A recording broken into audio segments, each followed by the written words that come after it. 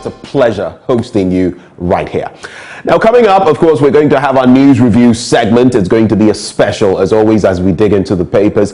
But in terms of our big stories, how about the talk about ending road accidents? It is becoming a monster for all of us. Now, the National Road Safety Authority is worried as more than 200 people, 232 people to be specific, lost their lives in January 2022.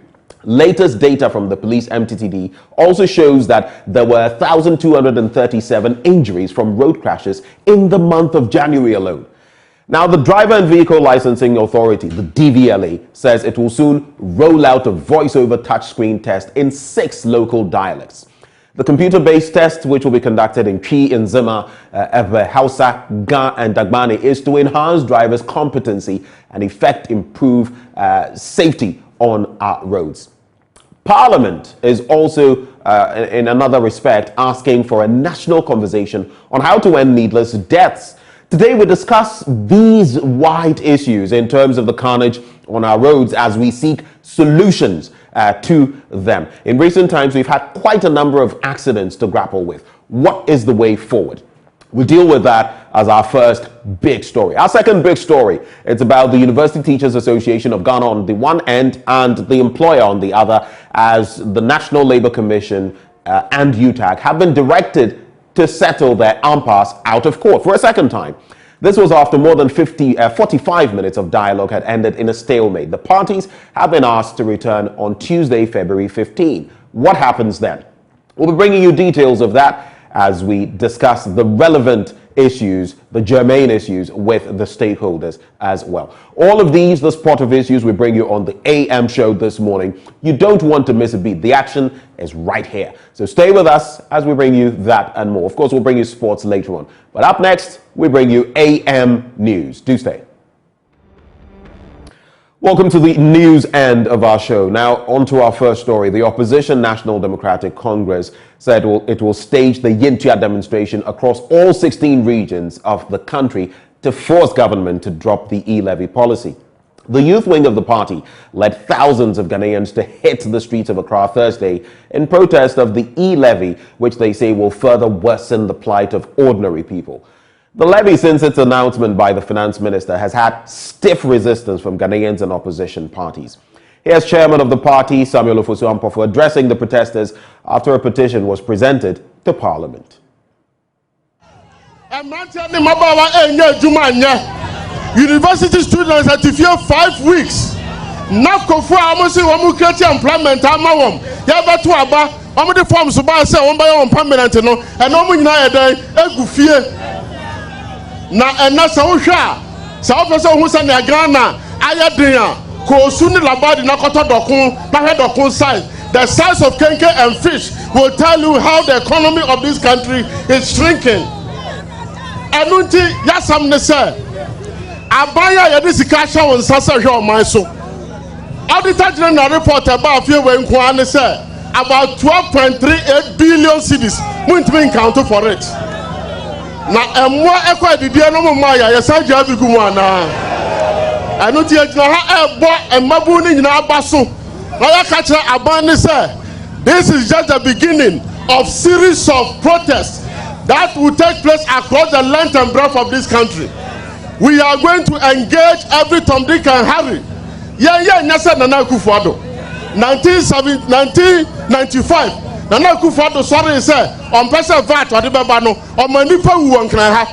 A very peaceful demonstration to show that we are very civil and we are very disciplined. Clap for yourself because you have done very well. Media mijina ha. Na me pesa me catch Ghana for say yande yani 137 gallant MPs now our parliament no. We said no to e-levy. Well, in our second story, government is set to deploy 13,000 tablets to the Ghana Health Service to monitor the progress of expectant mothers and their unborn children every step of the way up until the point their babies are born. The move, which will have the Ghana Police Service, the Ghana Health Service, the Ghana Statistical Service, and the NIA on a common platform, will provide government with up-to-the-minute size of the country's population and real-time data on the birth and death statistics of the country. Vice President Dr. Mahamudu Bawumia says Ghana is following the example of developed countries like the United States of America, where social security numbers are issued to babies on their day of birth. Dr. Bawumia has been speaking at the launch of the 50-year anniversary of the Regional Institute for Population Studies, RIPS, at the University of Ghana.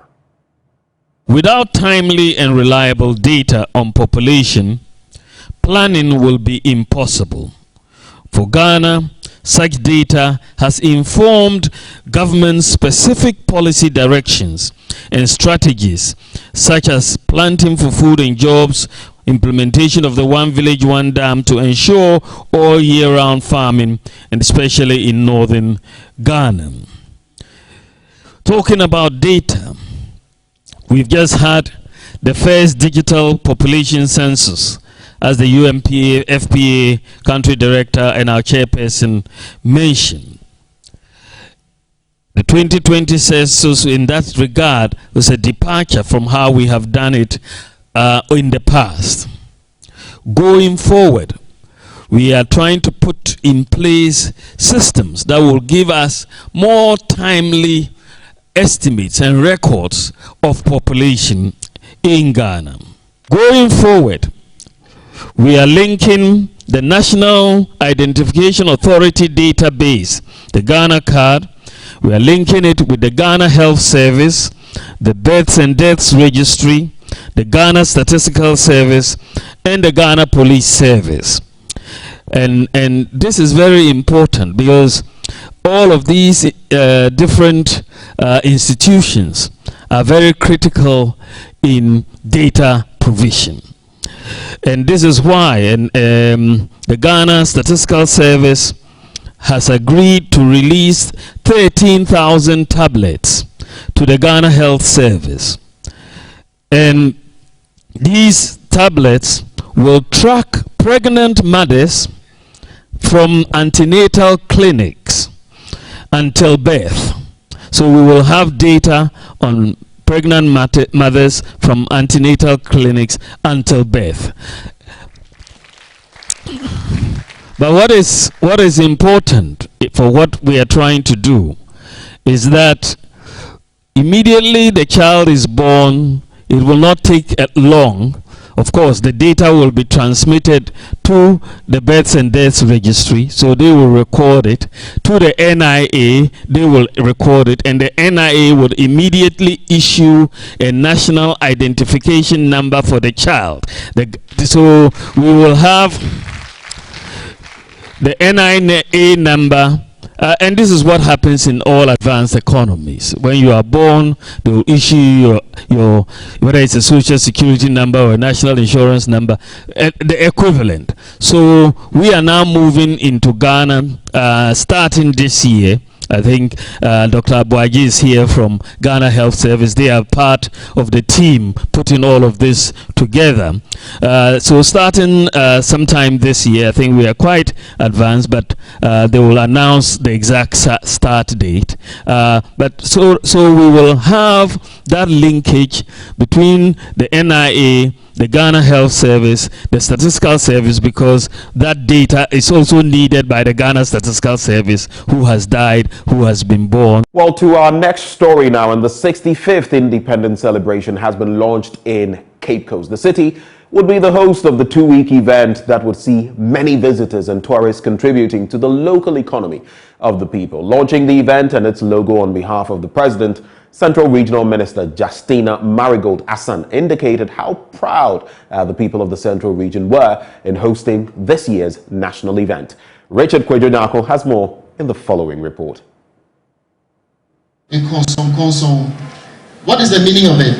It is Bwame, Namimwao, Bwame, Namimwao, which literally means that help me and let me help you. Why?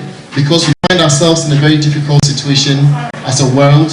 It is about time that we as citizens support our country so that in turn, when our country gets good standing, our country can also support us. Deputy Director of Communications at the Presidency, Jefferson Saki, spelling out the details of the constituents of the logo and the program of activities to mark this year's National Independence Parade. So, ladies and gentlemen, Here we are. This is Cape Coast 2022. The 2-week activities will start from the 21st of February with a cleanup exercise to open up the ancient capital for more visitors and tourists. Central Regional Minister Justina Marigold indicated how the economy of the people of the region would be boosted with the 65th independence celebration being done in Cape Coast. She officially launched the celebration that will take place at the Cape Coast Sports Stadium. The benefits of this celebration being here in Cape Coast are just enormous. We are contributing to the local economy. It has been boosted so well. Even 2-3 weeks to the main event, all hotels in the region are fully booked. And we know that in the next week or two, taxi drivers are going to be engaged, food vendors are going to prepare sumptuous meals for people to enjoy, and other sectors of the economy are going to also be engaged. On behalf of His Excellency, the President of the Republic of Ghana, Nana Addo Dankwa Akufo-Addo, we officially launch this year's 65th Independence Day celebration, Cape Coast 2022. Thank you so much. Director of Operations at the Presidency, Lord Comey, detailed the dignitaries that will be present at the celebration in Cape Coast. The special guests for this year's celebrations would be the Prime Minister of Barbados, Prime Minister Mia Motley. Like you know, every year there is a president that is invited from another country to be the special guest for the occasions of our national days. And this time, the Prime Minister, the woman, a very solid, Barbados has just been made a republic, and she is our special guest for this occasion. This will be the third time the celebration of the Independence Day parade being done outside the nation's capital, Accra, after Tamale and Kumasi. Reporting for Joy News, Richard Kwejunyako, Cape Coast. Let's talk health matters now. And a clinical epidemiologist at the University of Health and Allied Sciences, Professor Margaret Kweku, has advised that the only way to fight off cancer is through periodic screening. She says early detection of the disease will result in a high possibility of survival. She was speaking to JoyNews during a cancer screening exercise for police officers stationed at the Volta Regional Police Command. An estimate of over 3,000 women are diagnosed with cervical cancer, with over 2,000 dying of the disease annually in Ghana. The cause of death, according to experts, is reported for treatment at the last stages of the disease. Due to this, a preventive healthcare approach has been adopted to ensure early detection and treatment to reduce the mortality rate of cancer. Professor Margaret Kweku is an epidemiologist at the University of Health and Allied Sciences and Chief Executive Officer of Kamank Foundation. We've been talking about breast cancer for ages, and we've been silent about cervical cancer. Now cervical cancer is trying to compete with breast cancer. So the women have double agony. If you don't have breast cancer, then it's cervical cancer. They should screen. And when they screen, when we detect the precancer lesions, that one is treatable. We can treat and cure them. But when they wait and develop the cancer, cervical cancer, we can't cure it. We can manage it. And the management is also very expensive. It's not every woman who can afford. Even if you can afford, the pain involved, you can't pay for it. So I am advocating that women should make use of this opportunity to come out and screen for cervical cancer. In view of this, the Volta Regional Police Command has partnered with Kamank Foundation to conduct periodic cancer screening for officers stationed at the headquarters. The officers were educated on the cancer disease and offered cancer and hepatitis B screening at a fee. And we deem it fit and we thought it appropriate to actually partner with them, because as law enforcement agencies in the discharge of our duties, we hardly get opportunity to go through some of these exercises. And so if it has come to our doorstep, why not? We embraced it, made sure that we are prepared for it, and it's overwhelming the number of statistics that we have been exposed to. So we are enlightened better. I've been hearing of cervical cancer, but I couldn't get the opportunity to screen myself. But today, I'm very happy and grateful to the team that come around to screen us. Long-lasting infection with certain types of human papilloma virus, a common virus that is passed from one person to another during sex, is the major cause of cervical cancer. However, the use of second-hand underwear has also been identified as a mode of transmitting the virus. Somebody who has human papilloma virus, infected with human papilloma virus, is using a pant, and if the pant is infected and the person hands over that pant to another person, even if the person is not sexually active, can also get infected. And so it means that it's not only those who are sexually active who can get the infection. So I'm advising that we stop sharing panties. Fred Kwame Asari, JoyNews. Well, many people have decided to stop using face masks because they claim COVID-19 is no longer with us. But that is where they can be ambushed by the disease and other respiratory infections, especially in the dry Harmattan season. In this report, Love FM's Anita Sewa Ajogan and Emmanuel Bright-Kweku look at how face masks are crucial now and even in the post-COVID-19 era. A box of nose masks, which contains 50 pieces of mask, was sold at 25 to 30 cedis last year. Today, a box goes for 7 cedis. One nose mask was sold at 1 cedi, but traders now sell 3 to 4 pieces at 1 cedi. Veronica, a nose mask vendor, says patronage has been really slow. According to her, many have stopped buying the mask because of the vaccination. They said the nose mask in the they said almost a year and said the and quite a bit of my wapani and Tomu Wapani and Yadomisa using nose mask. Flus are highly contagious respiratory diseases caused by viruses infecting the nose, throat and lungs, resulting in coughs, sneezes and fever. This often occurs during Harmattan, where dry and dusty wind blows in late December till February.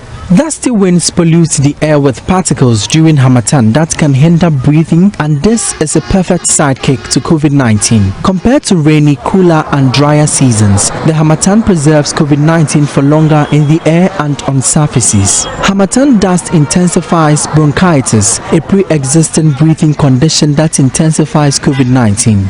One of the ways to protect the respiratory system against acute respiratory tract infections during Harmattan is the use of a nose or face mask. Unfortunately, people have stopped using the protective mask. Yeah, I'm still 2 years, 3 years in money. Okay, fine.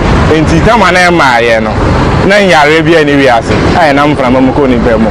I don't know, the nose mask, and then can hope it again, and I'm over so they are, can buy. Nancy has nose mask and never boy and home by the American to Musa. Nyanga sana ngeza de bacteria free, virus free ni. Nose mask ni adi ande. Mimi nya shepe na kata achim. Nya me fort. Oh, media mention because you say COVID no airborne. Because I overheard the way and go for crash show more nose masks na kwa from akwa timi room. In this whole beer, I am infected with COVID. Definitely, you are also going to get infected. Nose mask in there will be our bonus mask better, so Benya, nose mask the more until minutes. Research by the National Library of Medicine reveals acute respiratory tract infections are the leading cause of morbidity and mortality in developing countries, especially in Africa. Out of 1,213 recruited, 12.4% were positive for one or more of the human coronaviruses. Single virus detections occurred in 12% and multiple detections occurred in 0.3% of the population. It was also revealed that human coronaviruses were found to be seasonally dependent, with significant detection in Harmattan season and wet season. Dr. Michael Owusu is the lead scientist. And you know there was some correlation between season and then exposure and maybe infection eventually with these viruses. So our findings was that especially the dry harmattan season was possibly a precursor or could pose as a risk factor to transmission of these 4 human coronaviruses. This is the harmattan season. The pre-harmattan season, there are other viruses that could cause infection. These are rhinoviruses or sometimes influenza viruses. But in the harmattan, you mostly have coronaviruses and sometimes influenza virus A. This is the dynamism we use. The virologist advises the mask should be worn every day even after the global pandemic is over. According to him, the mask will not only prevent COVID-19 but other respiratory diseases. Almost all these respiratory organisms are transmitted through the nasopharyngeal portal. And it's not just viruses, or bacteria that cause meningitis. We have Streptococcus pneumoniae, we have Neisseria meningitidis, which normally cause outbreaks in the north and sometimes even within the southern part of Ghana. These are all transmitted through respiratory droplets and also nasal droplets and through coughing and sneezing. So if individual can cover the mouth, when in large gatherings or in crowded area, you have a chance of preventing not just viruses but bacteria, and you can end up reducing meningitis outbreaks in different parts of Ghana and many other viral outbreaks in Ghana. Anita Sewajuga and Emmanuel Bright-Quako's reports read to you. Let's do some politics now. The New Patriotic Party is on a mission to increase its chances of winning more parliamentary seats in the Bono East region. The leadership of the party is, among other things, constructing ultra-modern offices in some selected constituencies within the region. Member of the Regional Council of Patrons, Ibrahim Baba Bukari, says this would improve the party's fortunes and make the Bono East region a stronghold of the New Patriotic Party. Correspondent Anas Abed has more in this report. The New Patriotic Party, prior to the 2020 general elections, had 5 out of 11 parliamentary seats in the Bono East region. The party currently holds 3 seats after losing 2 of the 5 to the opposition National Democratic Congress. The Regional Council of Patrons, after conducting investigations into the cause of defeat, noted that lack of proper structures, which includes the absence of party offices in some of the constituencies, is largely part of the reasons the party lost in 2020. Ibrahim Baba Bukari is a member of the Regional Council of Patrons.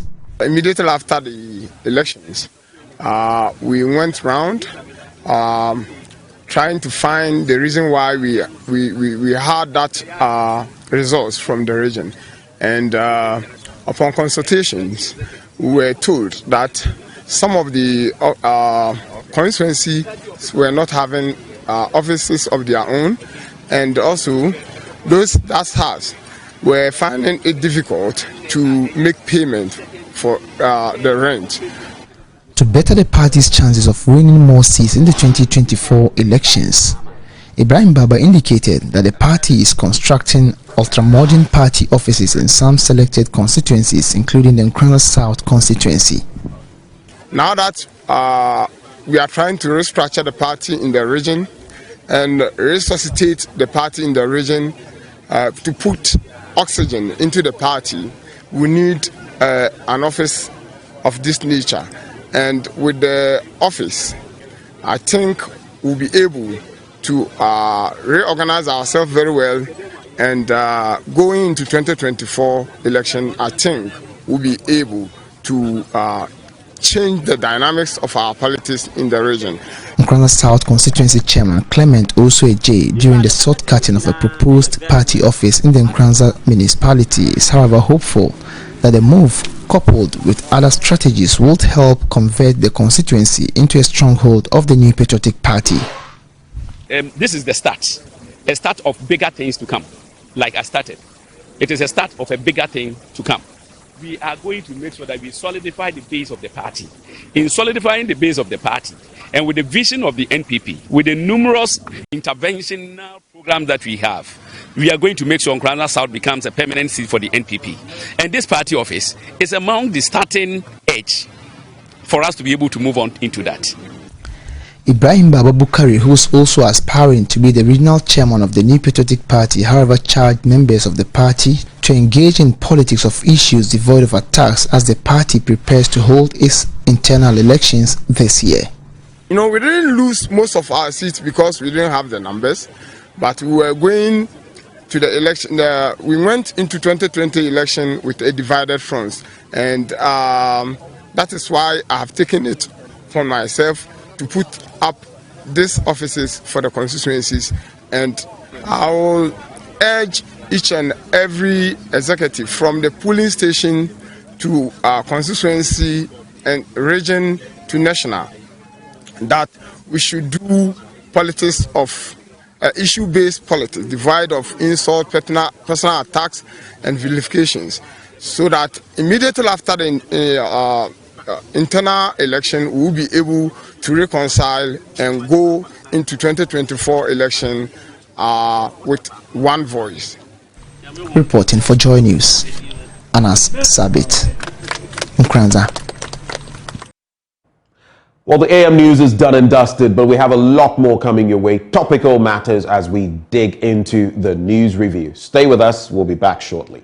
Well, here we are. We're getting into the news review. We'll be digging into the papers shortly. But a few thoughts are running through my mind, especially if you followed the discourse overnight when it comes to the arrest of Bobie Ansan, a media person. It's just raising some thoughts, right, about what exactly is prevailing in our country. There have been instances where people cite where under the Rawlings regime, for example, may his soul rest in peace, there were current journalists, I just don't want to mention names, who may have rubbed him raw, and the right processes in court were followed. So what is happening? There's the Power FM journalist, and recently this one from Accra 100.5 FM, Bobie Ansan, the host of the Citizen Show. Of course, we know the reasons, and even outside of journalists, we've seen Mensa Thompson of ASEPA get apprehended recently. What exactly is it? I mean, we'd love to hear from you with the hashtag AM Show. What do you feel is happening?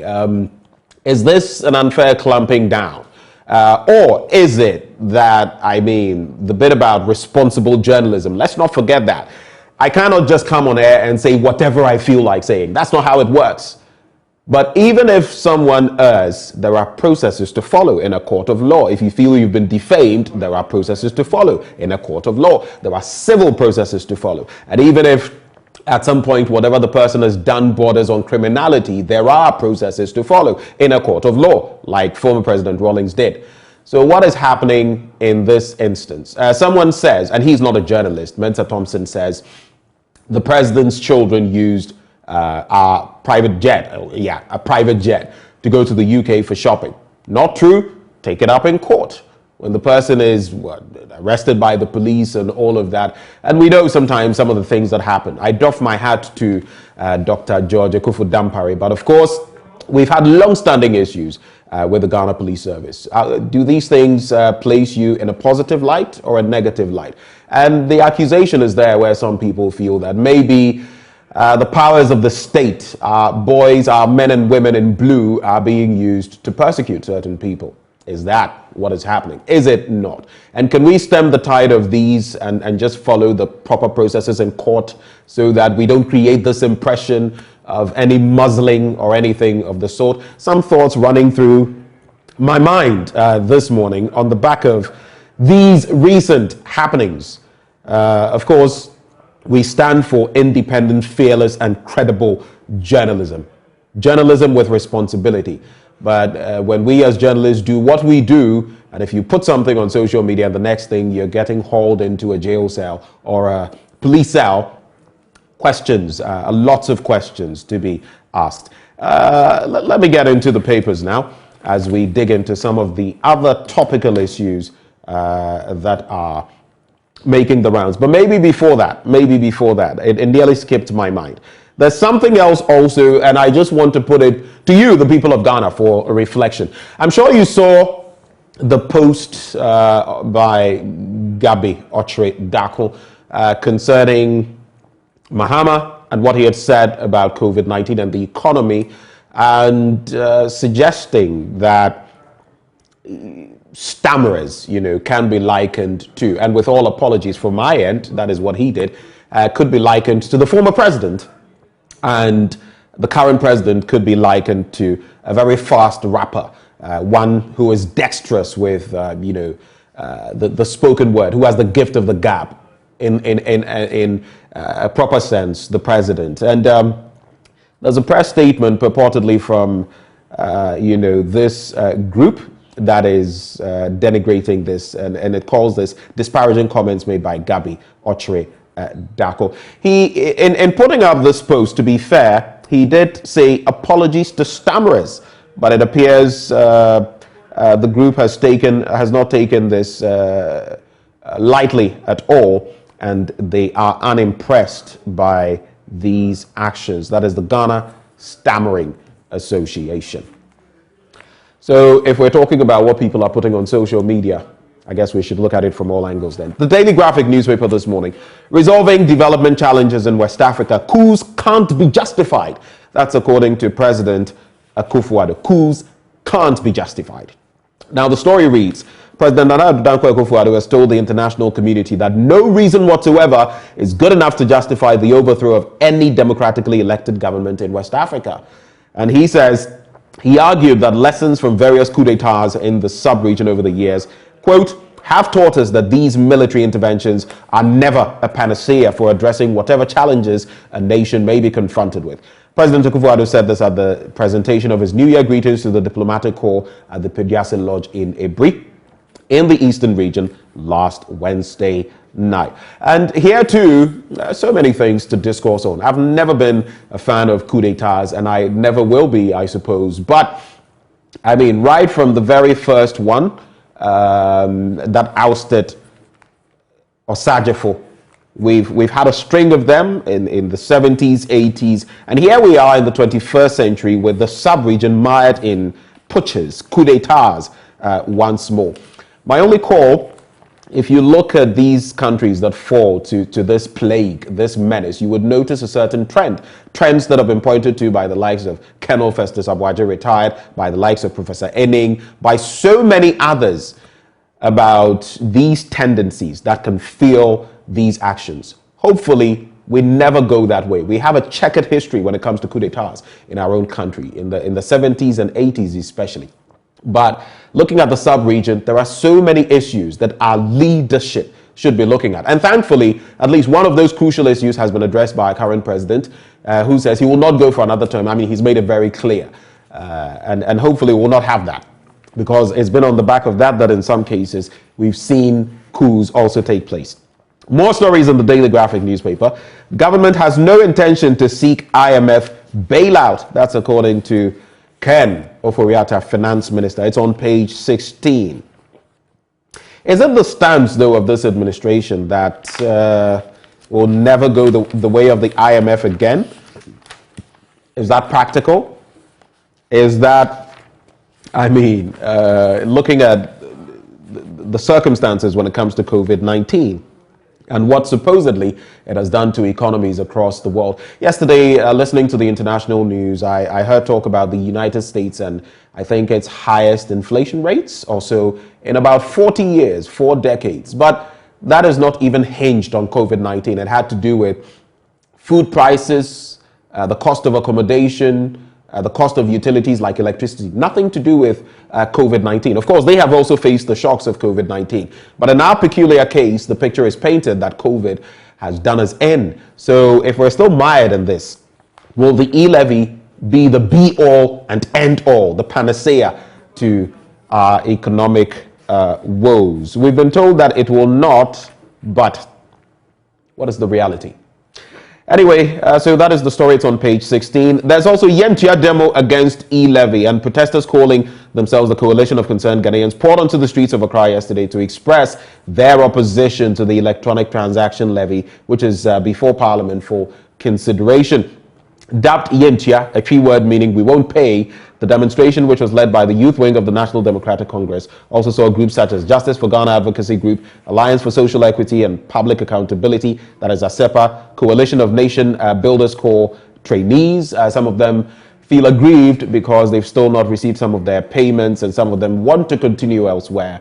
Headquarters and Okada riders participating. If you didn't follow it, well, you can still grab snippets of that on our social media portals. Facebook, you can check us out. President on 5 Nation tour. All of that in the Daily Graphic newspaper.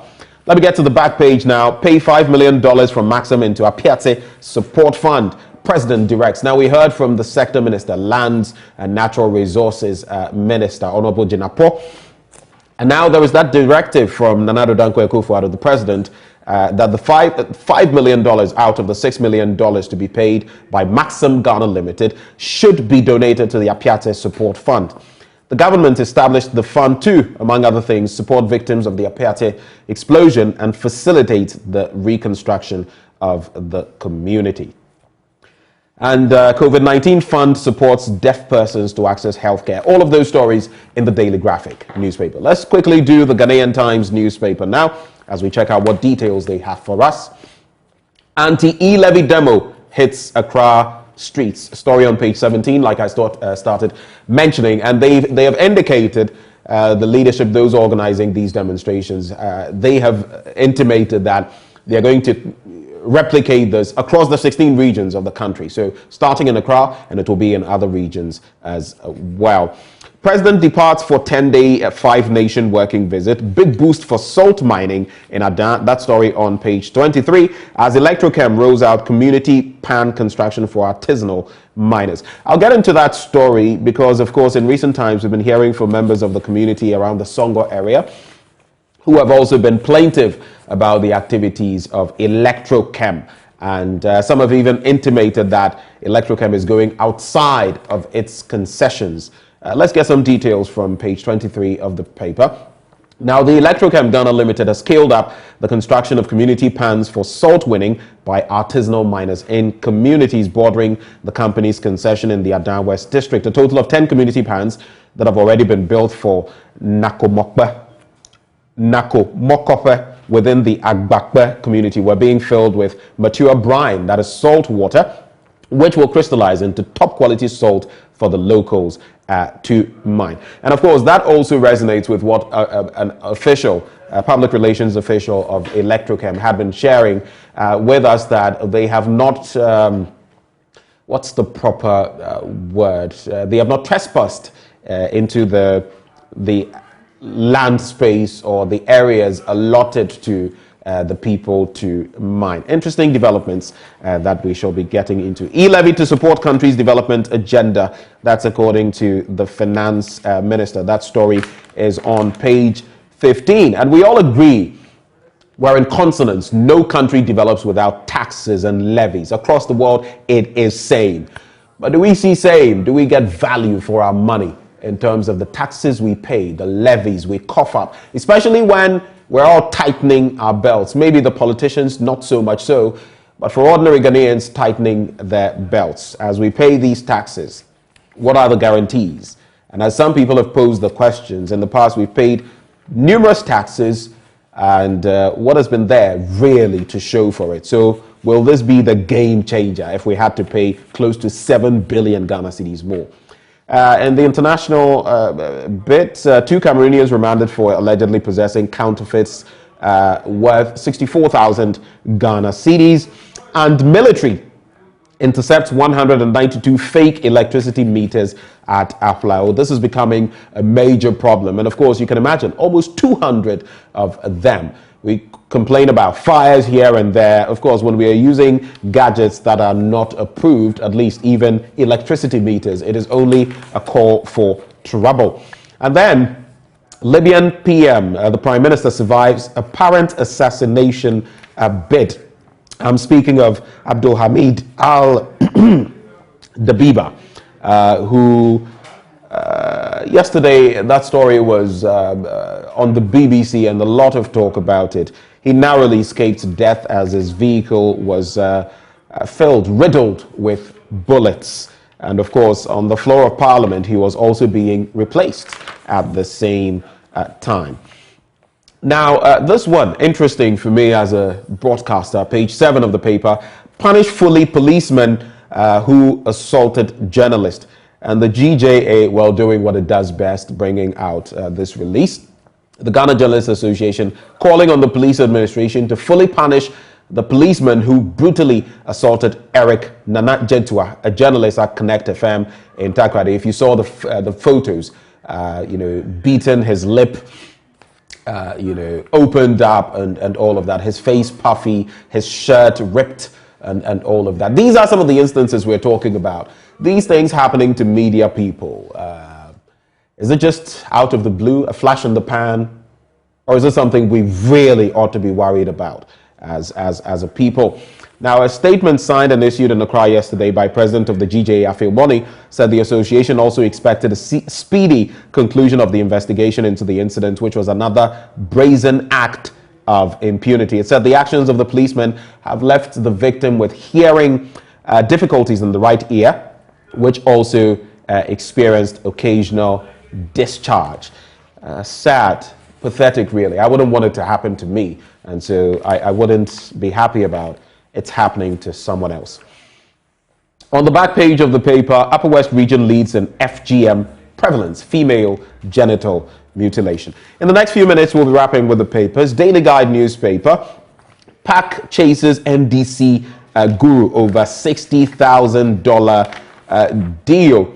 And so former Ghana ambassador to Saudi Arabia, Alhaji Said Sinari, said the head of Chancery, Martin Edu Ago, and the head of Chancery have been cited for allegedly paying an amount of $60,000 American dollars to Glencoe Construction and Engineering Limited for no work done. The payment was meant for consultancy services in respect of the construction of a residence at Ghana's mission in Riyadh, Saudi Arabia. The Auditor General, in its 2017 report to Parliament, captured it as a fictitious payment, pointing our further checks revealed that although there was no evidence of work done, the mission paid the amount to the company.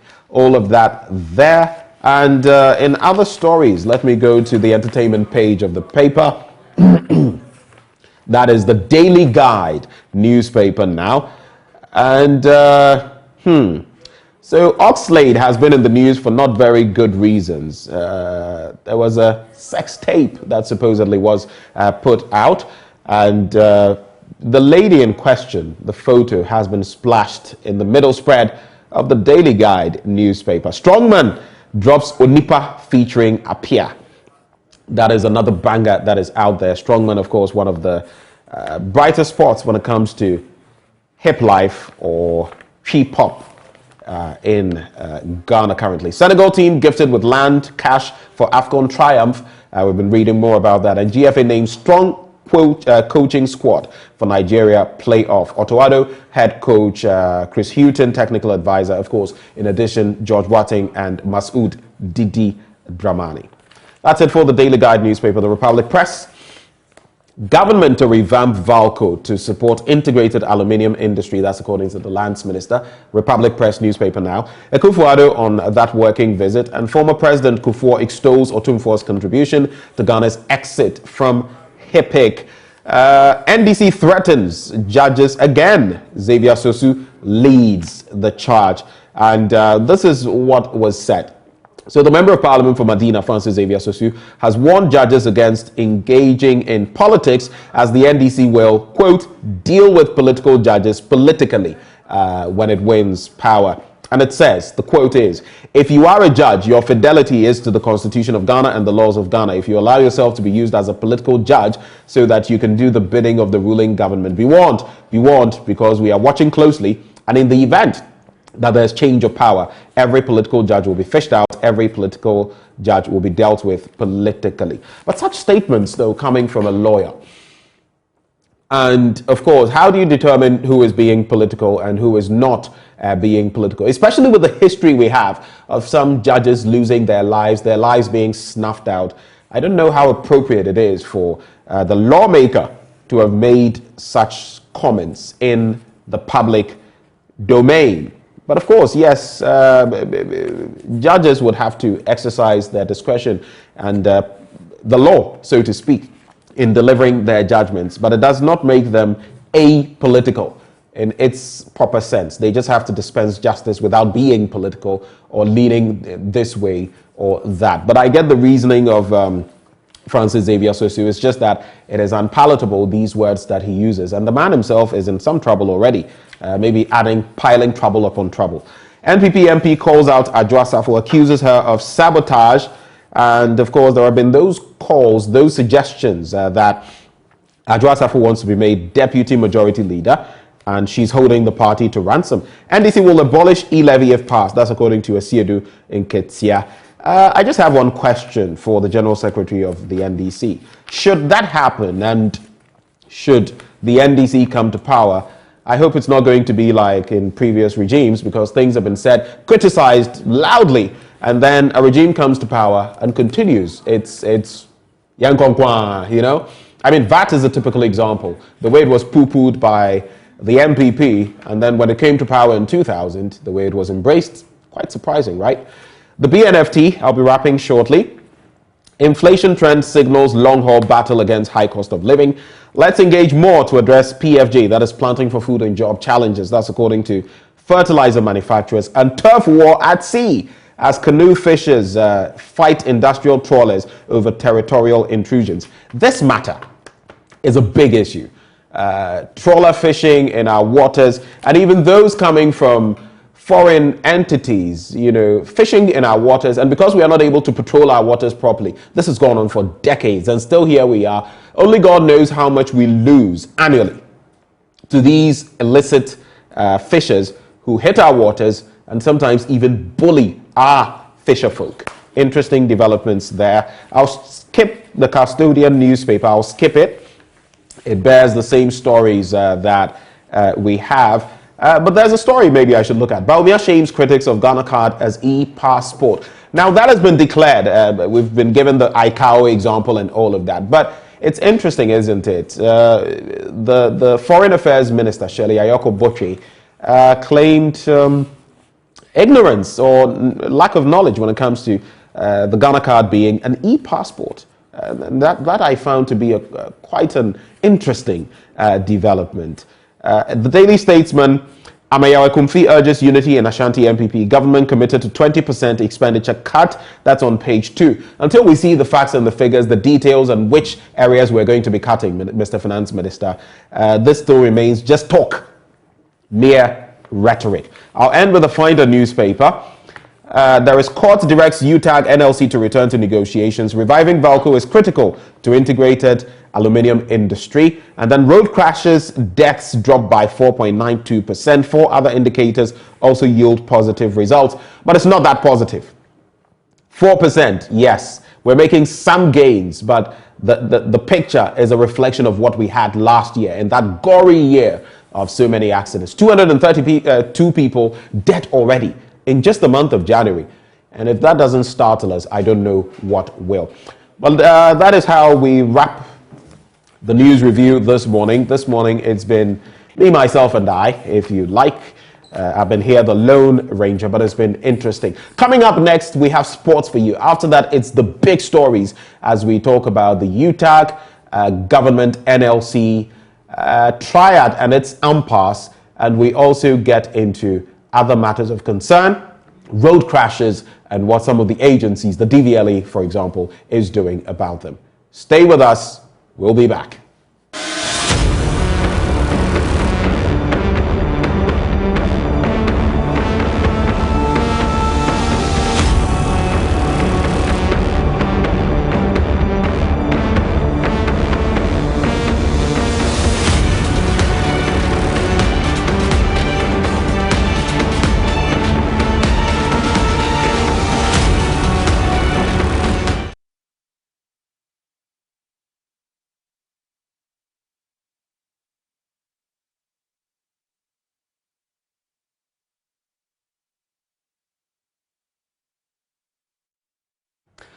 Welcome back, and we get into our big stories for the day. We start with a bit about ending road accidents. It's a national plague that is affecting all of us.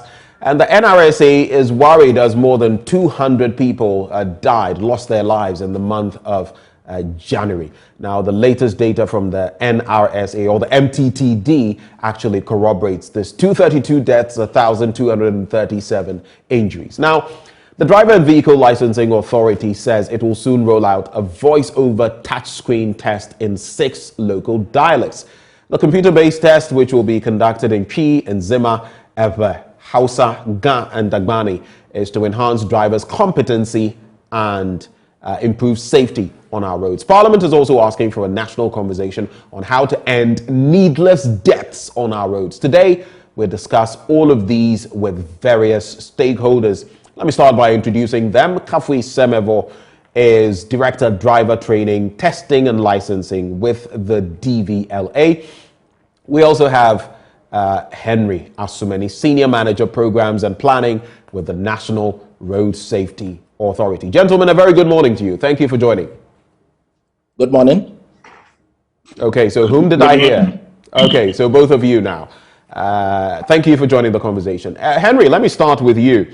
Looking at the latest statistics that we have from the MTTD, yes, we appear to be experiencing decreased figures when it comes to deaths by minus 4.92%, injuries by minus 11.20%, which is quite a considerable figure. Pedestrian knockdowns by minus 2.32%. Motorcycles involved in crashes, and we'll get to that, by minus 4.36%. And commercial vehicles involved in crashes by minus 5.35%.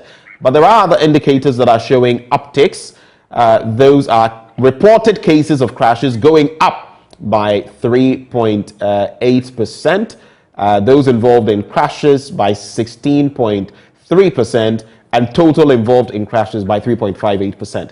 When you look at the global picture of these reports as of January, what does it mean to you? What does this report mean to you? Okay, good morning to our viewers. These figures that you have just mentioned, although we have experienced some marginal decreases, are still figures that on the whole are a little high, because if you have more than 200 people dying in a month, especially the month of January, then you realize that it's something that we still have to push so that we can go down. And it's in the light of this, if you look at the statistics that you just mentioned, you realize that what brought up the increases in the crashes and then the vehicles involved is more of the private vehicles, because that is where we had an increase. With the commercial and motorcycles, there were some marginal decreases. So it means that although we have been targeting these commercial drivers and motorcycles, it looks like we are a little slow on the private drivers. So the statistics for January shows that, yes, road safety stakeholders have done well to improve on the accident data in the commercial and commercial pedestrian motorcycle side, but not on the private driver side. Yes, but you would notice that while motorcycles involved in crashes experienced a negative or a minus 4.36% figure, it still is very high when you look at the deaths per vehicle type. 93 out there when it comes to motorcycles, and that is a cause for concern, isn't it? Even in the recent data, it's still pointing to the fact that a lot of the accidents we're having are on the back of motorcycle incidents. What do you have to say to that? Over the years, I think we have all looked at the motorcycle data, and we realized that over the years it has been increasing. And as I've always said, 10 years back, motorcycles was about the sixth contributory component to our road traffic data. But now, motorcycle is competing with pedestrian, because pedestrian used to be the highest. Pedestrian has come down marginally, but motorcycle has gone up astronomically. And if you look at, if I can share, okay, I don't have it here. I wanted to share just some graph we did for motorcycle incidents, and you would realize that the angle is upwards, and it's something that we cannot continue like that. We need a national action on these motorcycle menace, and I know DVLA is doing a lot about that, and we will be seeing some results soon. Apart from that, there are a lot of education also going on when it comes to these motorcycle riders. And also, I know the MTTD is coming up with a unit just for motorcycle enforcement.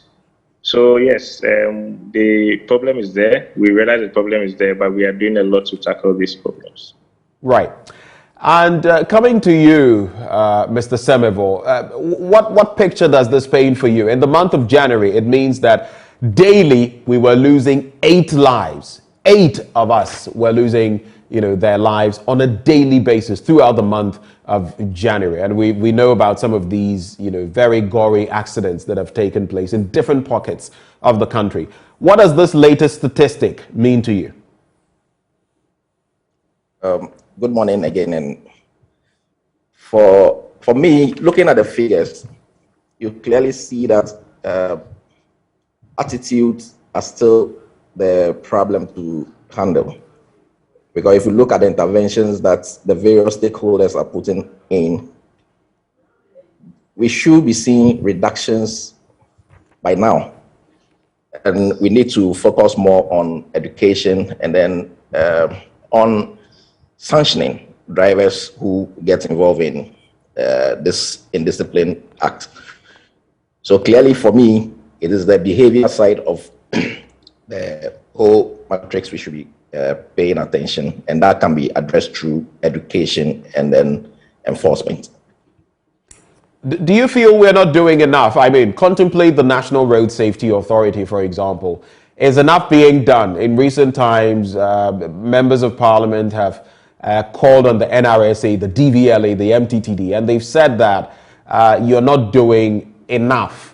From where you sit, Kafui, do you think we need to do a lot more in terms of educating the ordinary Ghanaian road user, and not just those who are driving or using some form of vehicle? Sometimes when you look at those crossing the road or doing certain things, pedestrians, and what they do, you realize that they're also part of the problem. What are we doing about that? Are we doing enough?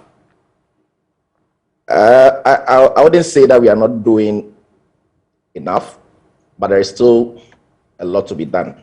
We have come very far with interventions that are aimed at reducing road traffic crashes and to make our roads safe. Now, even right from Parliament to the various stakeholder institutions, Parliament passed a law to reform the National Road Safety Authority, for instance, to give them that biting power to be able to whip institutions into line to make sure they are doing what they have to do. Parliament, again, through the ministry, will soon be looking at the amendments that have been recommended for Regulation 218 and then Act 683. So all has been done at that level. The institutions, we are also collaborating to make sure that things that can be done to reduce the crashes are done.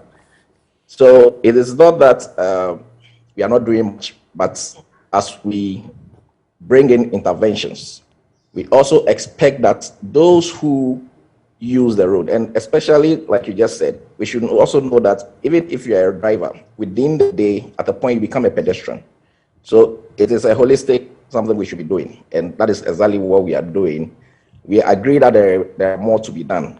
However, we also expect that the users of the road, whilst we continue to bring in the interventions, should take some responsibility. When it comes to safety on the road, the first responsibility lies on those of us who use the road. The state intervention is the second level.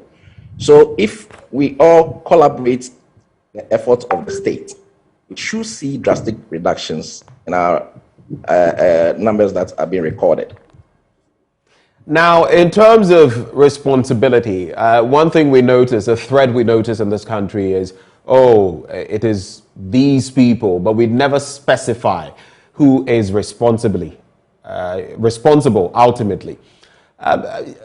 Do you agree with those on the floor of Parliament, for example, who say that some of you should be relieved of your posts, or that you've not done enough, and so the axe should fall from the DVLA, from the NRSA, and even the MTTD? I just wanted to bring in that component because I'd already brought in the bit about Parliament. How do you feel about that? Fair or unfair? So let me just say that anytime we see accidents occur on our roads, the first thing we are not happy about it. We try to find out what we are doing that is not helping, or what we can do to help. And if you look back at all the interventions we've done till today, I would not agree that we are not doing anything and we are just looking on. If nothing was being done at all, I don't think that the figures we are seeing will be as they are. They may be higher than we see now. So, Mr. Semebo, just to interject, the thinking is not that you are not doing anything. The thinking is that you are not doing enough. Yeah, so I earlier said that even from what we have done, there is still more to be done. Recently, if you look at the laws, for instance, we have even identified gaps in the law that should be addressed, and that's all impact. So it is a continuous process. It cannot be a one-time solution. And you know that driving, the environment is dynamic. Things will keep changing. Even the make of vehicles, the competencies required keeps changing. So that dynamism that it brings means that continuously we must keep improving upon the interventions we put in place. And that is why we do review some of the interventions. Those that need to drop, we drop them. Those that need to be upped, we do that and ensure that we impact on the driver, we impact in the road environment with the desire of reducing the accidents we see. So for me, yes, we still need to do enough, but it's a continuous process, and we will continue to be doing that. Let me come to you, Henry. For you, do you feel we've done it, what it takes on the stand of education, educating Ghanaians about what they ought to do and what they ought not to do on our roads? Do you think we've done what it takes to prevent some of what we are seeing on our roads? Okay, thank you very much. The first thing I would like to say, just in some few years, we have been able to bring this conversation to the fore, where even now the media has become interested. And I think that is a plus when it comes to road safety awareness creation, because hitherto media was not really interested. Now the road safety situation has been able to come to the fore, such that a lot of media houses are running a lot of campaigns on our behalf. And just to whip this interest means that there's something good going on. Then apart from that, when it comes to measuring the road safety situation of a country, there are some, there are some parameters that are used. For instance, the fatality rate. If you look at Ghana's fatality rate over the past 10 years, you realize that, yes, our fatality rate has been going down steadily. Another one that the international organizations use is the population risk. If you look at that one as well, you realize that we have been able to stabilize the population risk when it comes to road traffic incidents in Ghana. Yes, I am not saying that we are doing very well enough, but the absolute figures needs to also be going down. But as Kafui explained, if nothing was being done, we would have seen we would be seeing different figures now, because we should also look at it that every year we have vehicles coming in town. Every year we have some of our roads being improved. And we all know when we have improved roads, our attitude change towards the roads, because now people tend to speed up. So it is that angle that now the authorities have seen that, no, we need to crack the whip. And it is in this line that the MTTD has decided to come in with this technology to tackle speeding, especially speeding and the crossing of red lights in Ghana, because speeding is one of the major contributory factors when it comes to fatalities through road crashes. And if we're able to let people reduce their speeds, it is something that would help, that would enhance our road safety situation.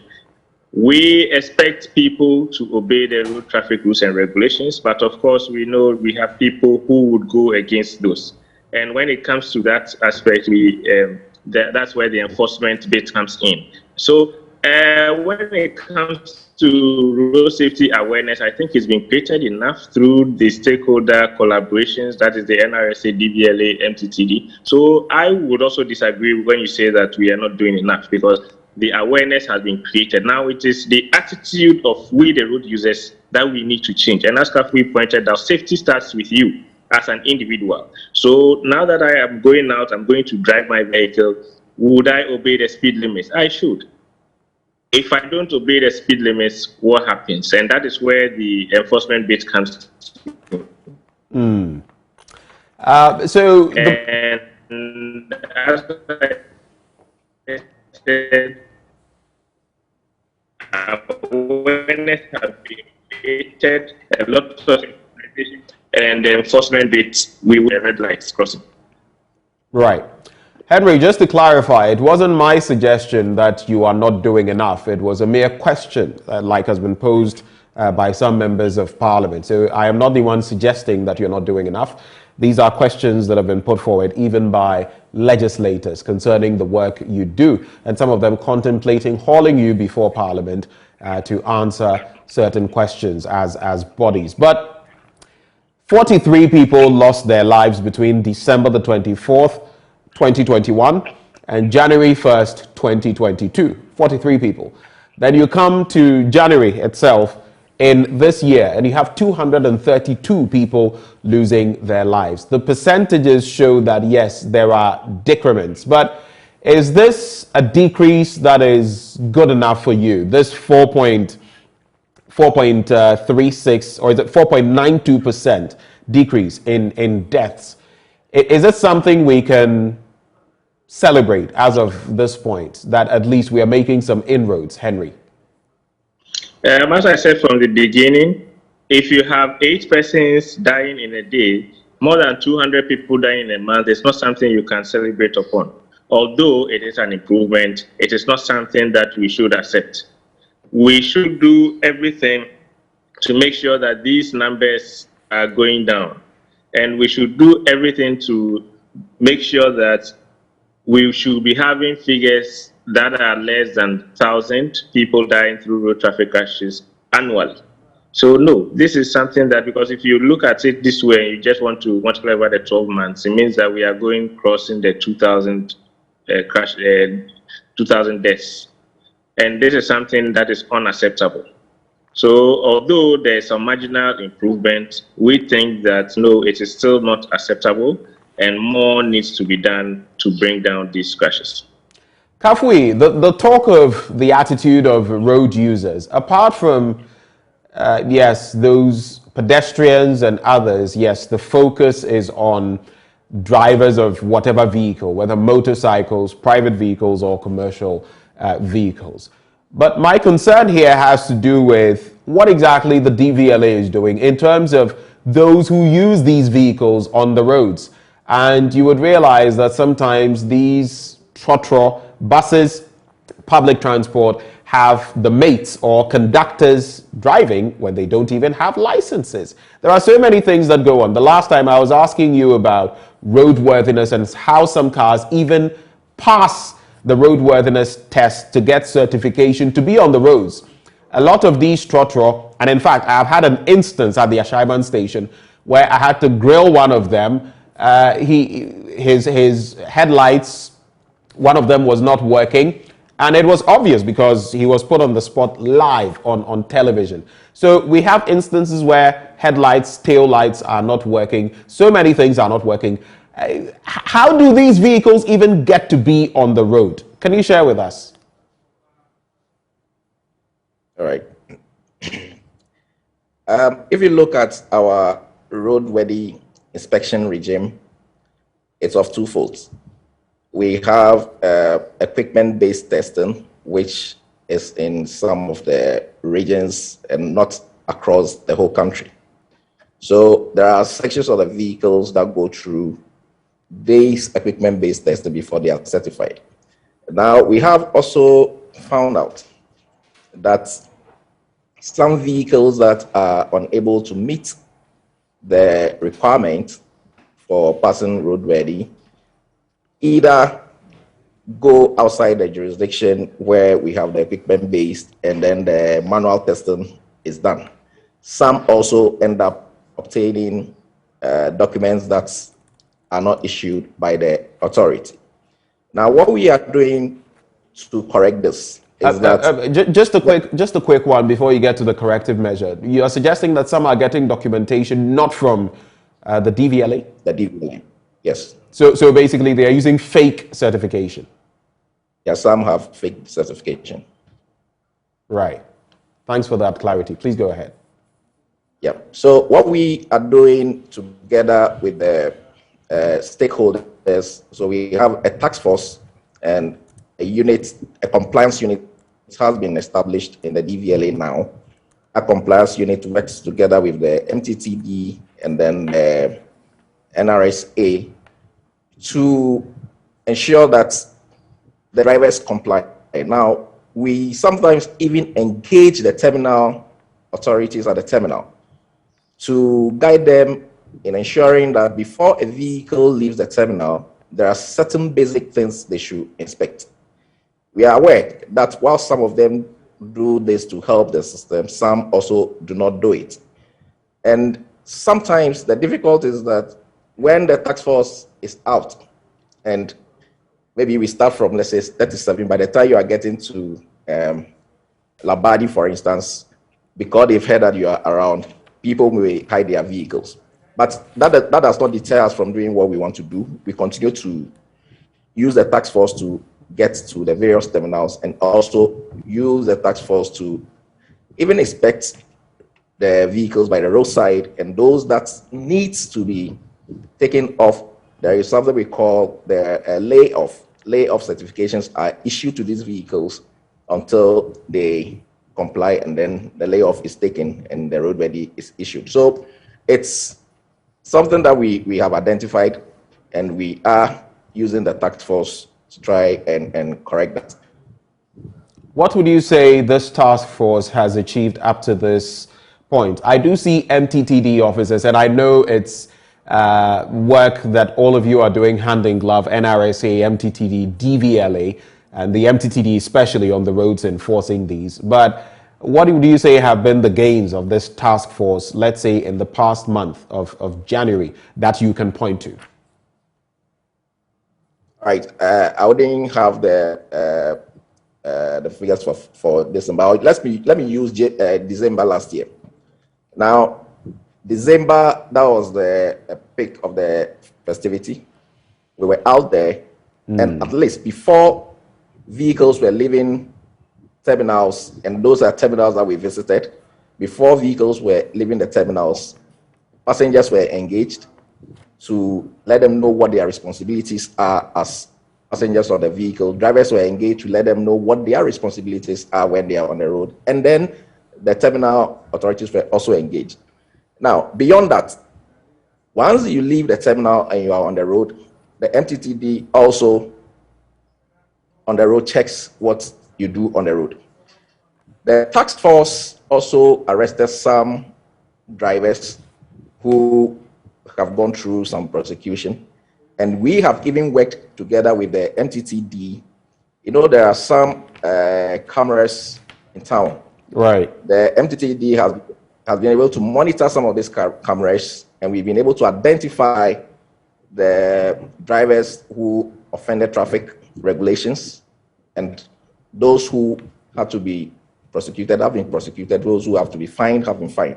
I think that the MTTD has some statistics that I don't have here to share, but we have made a great impact with that. Now, on the average, for us at the DVLA, on the average, we receive not less than 10 requests from the MTTD for drivers who have offended. And if we continue this, it is in itself a way of holding people responsible for misbehaving on the road or for violating traffic regulations. And once they are sanctioned, and those who require training, we also recommend that they do the training. Once this continue, the impact will be felt. But that is not the only solution. And we need to complement this with other interventions that we already have ongoing, so that we will be able to impact. Now, in just about 3 days ago, we had a discussion where we want, together with the Judicial Service and the MTTB, to strengthen our revocation and suspension of license system. So I will give you a gap that we want to, example of a gap that we want to close, for instance. Now, if you go back to watch the documentary by Kwame Boateng, The Crash, right. You'll find out there was a driver in that documentary who has been jailed and has been banned from driving. He's a commercial driver. Now, until we watched the documentary, we did not know that the court has suspended this person from driving. So if that person finished serving the prison sentence and came to the DVLA, because we do not know, that person may obtain a driver's license again. So quickly, what we are doing is that we are engaging with the MTTB, and the next level is to engage with the Judicial Service and see how the three can collaborate, so that people who go through the court system and are sanctioned, actions that needs to be taken by the stakeholders, we are well informed, and then we take those actions and inform the courts of the actions that have been taken, and inform also our officers and all other stakeholders of the actions. And that way, we will be making an impact, and that will also contribute to the interventions that we already have in place. So I'll be coming to Henry shortly. Henry, just stay with us. But Kafui, that's a pretty interesting development, which has left me shocked as well, because it means that integration in our system, even the court system, the MTTV and the DVLA, may not be as watertight as we thought, which means then that if you were not even aware, this person had to say it before you realized that he had been banned from driving, at least for a period, then it means we have problems really that we ought to address. But just taking you back briefly before I bring in Henry, when you spoke about the MTTD telling you about some people who have offended, about 10, were you speaking about a daily basis? Do you mean about 10 of them coming every day to you from the MTTD? Yeah, yes, those are 10 requests. So these are video monitorings, monitoring from the cameras around town. Then they see drivers offending, some wrong parking, some alighting people at the wrong places and all this. So they pick the offenses, and then they give us the registration numbers of these vehicles, and we help to trace the owners of the vehicle. And yes, it's 10 on the average. Right. Let me come back to Henry. So listening to what Kafui just said, do you think we could do more when it comes to integrating the three core bodies, and maybe four if you add the judicial system? So the NRSA, the MTTD, and the DVLA, in terms of your working, because this makes me realize then that there's still a lot that ought to be done to ensure that there's that seamless flow, which would also impact your work, wouldn't it? Yes, and I think something is being done in this direction. The NRSA, as a coordinating body, is working with its stakeholders, that DVLA and MTTD, even the NIC, the insurance industry, with the Judicial Service, working together with NITA to integrate these systems such that now you don't really need to call DVLA at the punch of your button. You get feedback of the information that you are looking for. What is NITA? Just for clarity, what is NITA? NITA is the NITA is I forgot to National Information and Technology Agency. Yeah, NITA. Okay, all right. Thanks for clarifying. The stakeholders are working with the stakeholders are working with NITA for this integration. You know, now NITA has the mandate to keep all, when it comes to technology, government technology. So when you go to NITA, you see that most of these informations are all situated there. But for now, what we are looking at is integrating the systems such that they can talk to each other. And in that vein, you realize most of the DVLA has digitalized its system. The National Insurance Commission has done the same. MTTD is in the process of doing that. The National Road Safety Authority is in the process of doing that. So when all is done, this integration will be done such that now the details of the driver or the vehicle, DVLA would have an alert and they will know what is going on. If the MTTD needs a feedback on the vehicle owner, for instance, within the system will bring out the owner, and if they need to trace the owner, it will be simply done.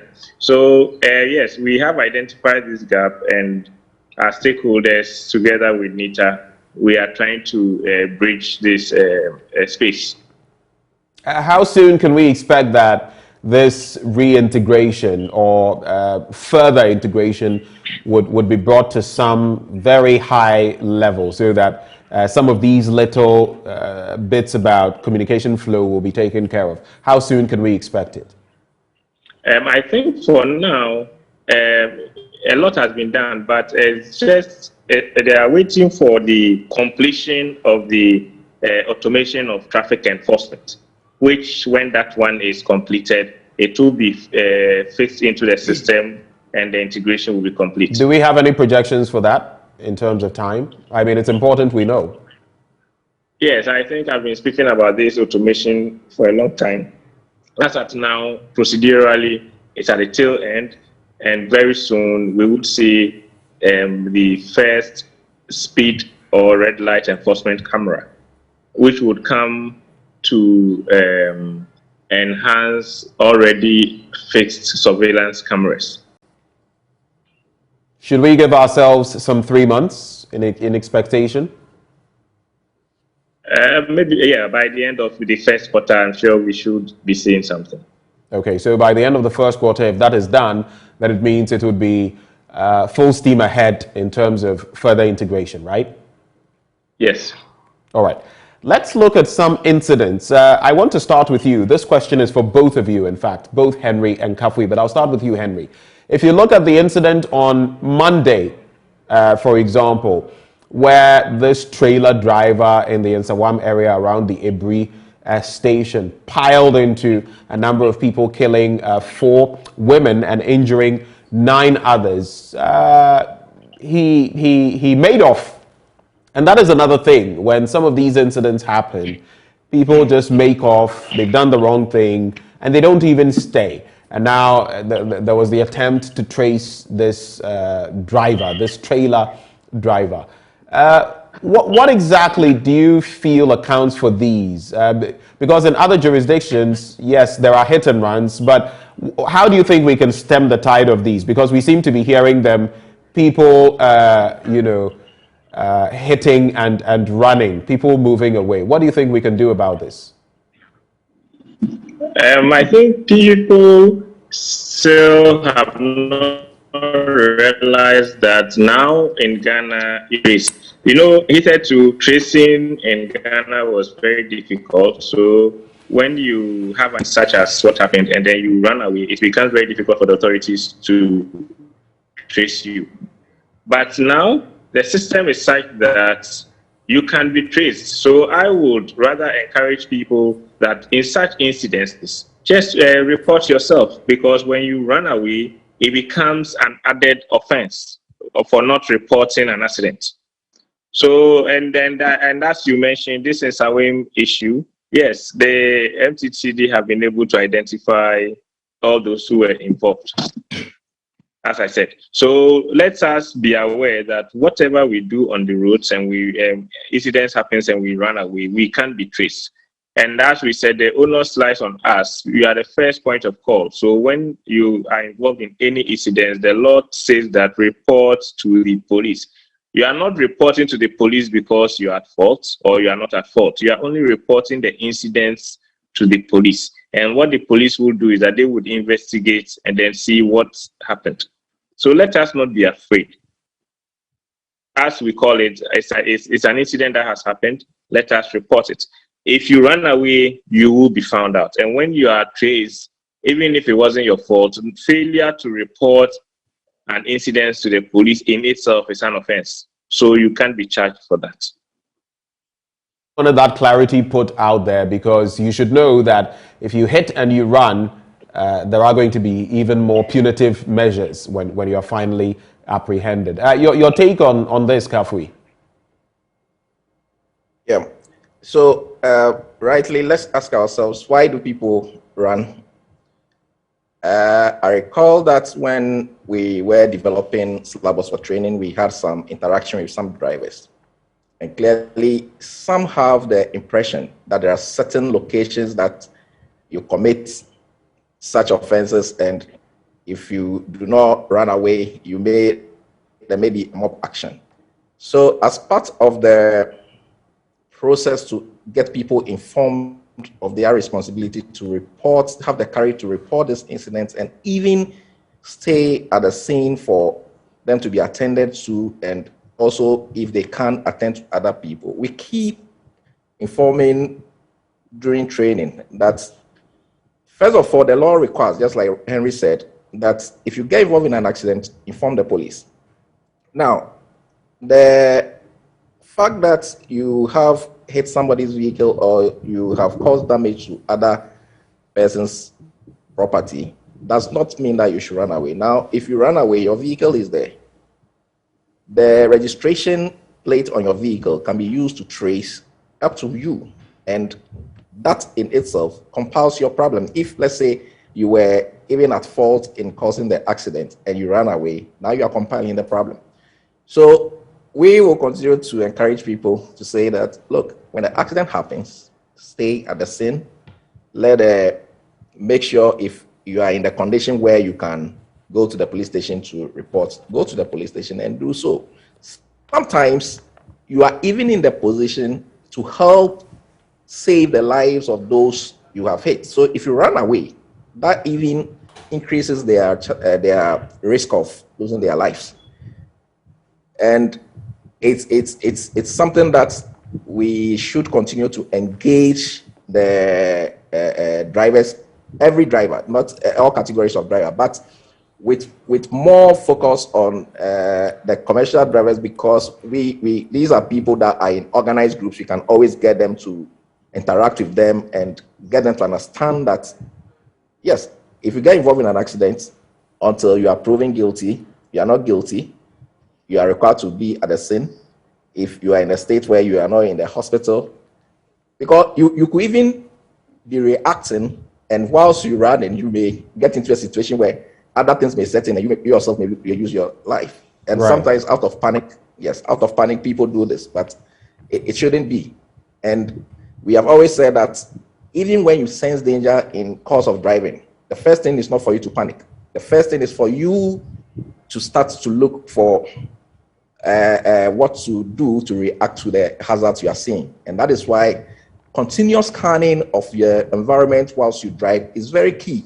Right. Very, very key. Today, you drive, you look to your side, to your back, you will find out that at least 2 out of every 5 vehicles, the drivers are on mobile phone. They are texting and driving. And these are people who keep losing their alertness. And driving requires that you keep constantly scanning so that you'll be safe and save the lives of others. Right. If I may just chip in the bit about those drivers who, like the trailer driver, you may be trying to avoid lynching, but in running away, if you're apprehended, then you might actually trigger it. Not to say that it's a good thing, but these are some of the circumstances that we ought to take stock of. But let's get to the conversation about the DVLA and this voiceover touchscreen test in 6 languages, Twi and Zima, Ewe, Hausa, Ga, and Dagbani that you're rolling out. Even before I come to you, Kafui, because you'll give us extensive data or information on what to expect. Henry, what do you make of this development where this computer-based test and the voiceover touchscreen is going to be rolled out by the DVLA? What do you feel its impact is going to be moving forward? I think it's a step in the right direction, because As at now, when you are going to take the test, there's an interpreter. And sometimes in interpreting the question to you, it's more like he gives you an answer, because he needs to explain it for you to understand the question. And sometimes in explaining for you to understand the question, he might give you the answer. So with this voiceover, then it means now it's your language. Your language, you hear your language, you hear the question. You don't need an interpreter. You don't need any further explanation. So yes, it's in the right direction. It would help us to be able to see who the good, to sieve the bad ones out and allow only the good ones on our roads. So yes, we are in full support of what the DBS is doing, and we will within our mandates to help them and help them in that direction. Kafui, now to you, as we get extensively into this, why this? And I mean, what is the rationale behind this? What purpose is it going to serve? All right. So if you look back beyond 2011, the theory test was already in existence. At that time, it was paper-based. So you go in, a question paper is given to you, you have answering sheet that you have to take your answers on. Now, a review of that system of testing revealed that the human intervention or interference in the process was too much, and that affected the credibility of the results and then the test itself. So we decided to computerize it and say, let's have a system where you take the computer-based system test, and then immediately you finish, your answer is displayed, and you know whether you've passed or not without anybody telling you you've passed or you failed. So we did. In the system, and that is what we are running as of today. We started it in 2012. We were using a system that requires you to use the mouse to select an answer. The other thing was that the test was in English language only, or it's in English language only as of today. That in itself, after a review again, has shown that more than 20% of the persons who come to write the test may be failing because they do not understand the English language questions. So what we did was to start to introduce pictorial questions into the test to help people understand. However, we found out that if the person does not read English at all, does that person, do we refer to that person as an illiterate? No, because if I don't speak Hausa, for instance, and I go into an Hausa community, I'm an illiterate in Hausa. And that does not mean that my competences, my knowledge, and my skills to learn to drive cannot be developed. So based on this, we started to allow the training institutions to start to use languages that people are fluent in, and they are also fluent in. So there's a combination of English and any other language that people understand. Then we came back to the test and say, if you are reforming the training and the test remains the same, then it will not make an impact. So that is why we are going to now introduce, and we are changing the mouse system into touch screen system, where the computers that you be seeing are touch screen. There are 6 Ghanaian languages that we have selected. These are Ga, Akan, Hausa, Dagbani, and Nzima. We have selected this for the start. We'll keep to add more if the need be. But these what went just briefly? What went into the selection of these starter languages? What went into their selection? I mean, there are so many languages. Why these ones for a start? Yes, so these are the most commonly spoken local languages we have identified. We will continue to improve, as I said. Yes, but for us, these are the most commonly spoken languages we have identified. So what we I'm going to do is that the test bank is going to be translated into these languages. And when anybody applies to take the theory test, all you are required to do is to select which of the languages you are fluent in or which of the languages you understand.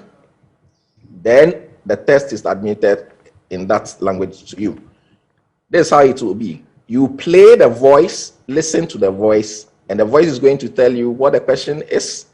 It's going to read the various options that are the answers to you, and then you will just touch which of the answers you think is right and submit.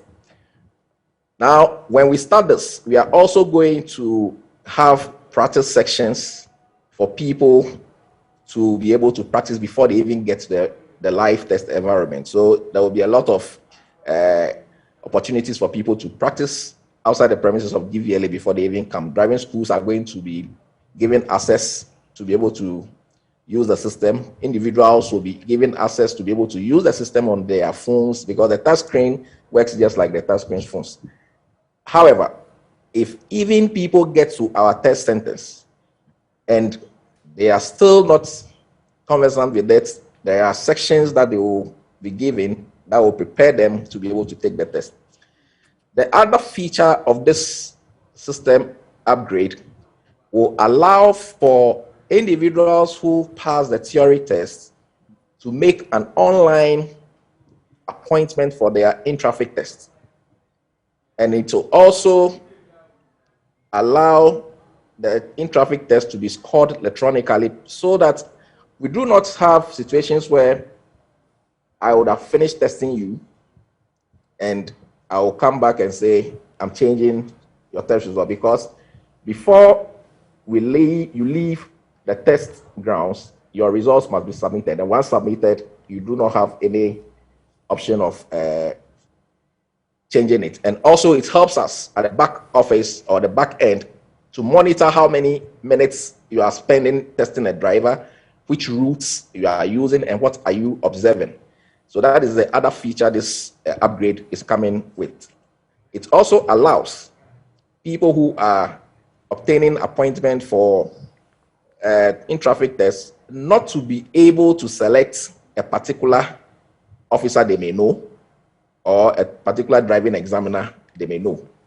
You make an appointment, you will not be given opportunity to choose anybody, but the system itself allocates to you one of the examiners to test you.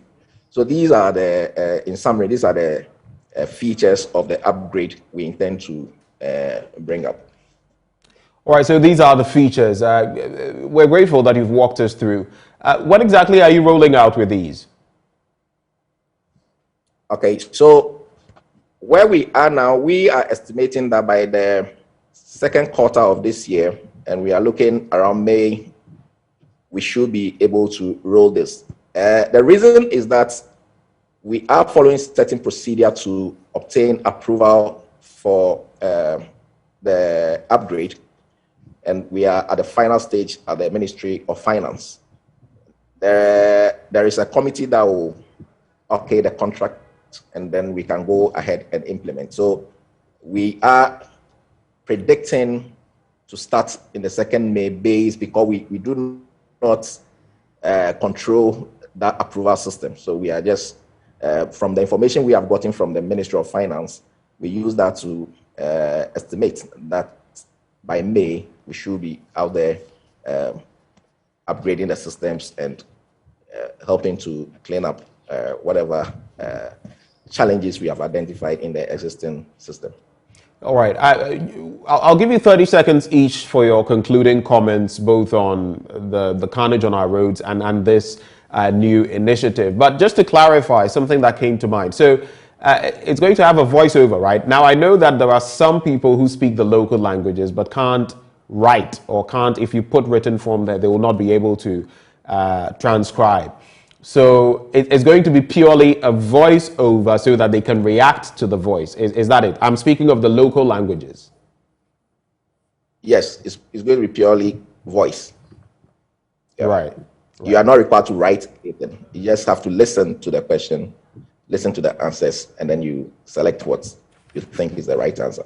And of course, there will be nothing written in those languages trying to get you to read and understand, right? It's purely voice. No. So you just have to listen to the voice. There's nothing going to be written for you to be following or attempt to read. Yeah. Thank you. So your summary comments, 30 seconds each. I'll start with you, Henry. Thank you very much. I would urge we all as road users to change our attitudes on the roads. We shouldn't be speeding above the speed limits. We shouldn't be talking on the phone while driving. And let us always keep our seat belts on. And as I always say, it is better to be patient than to be a patient at the hospital. And it's better to be late than to be called the late. Thank you. Thank you, Henry. Always punchy when you say that. Kafui, your parting comments. Yes, I will call on all road users to take up the responsibility and know that if we all decide to protect ourselves, it makes the roads safer for us. Now, where you find people cutting in front of you, every time just tolerate people.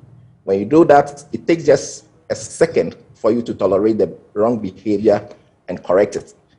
But if you insist on your right, you may end up in situations where you spend time, money, days resolving just a simple issue that could have been avoided in a second.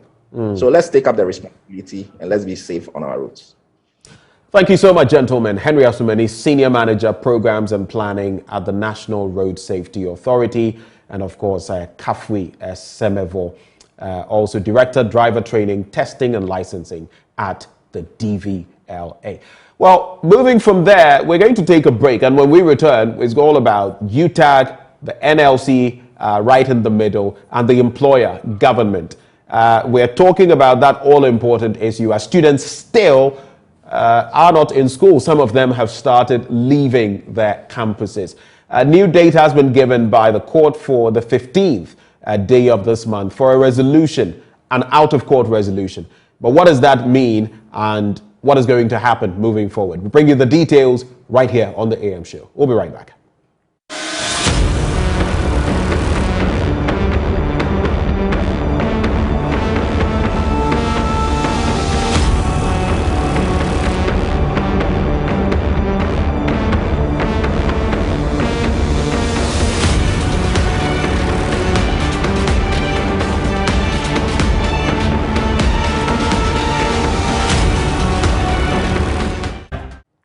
Welcome back, and even before we delve into the other issues, we bring you this story about another journalist who has found himself on the wrong side of the law, so to speak. Bubi Ansah of Accra 100.5 FM hosted The Citizen Show and was apprehended by the police right after that.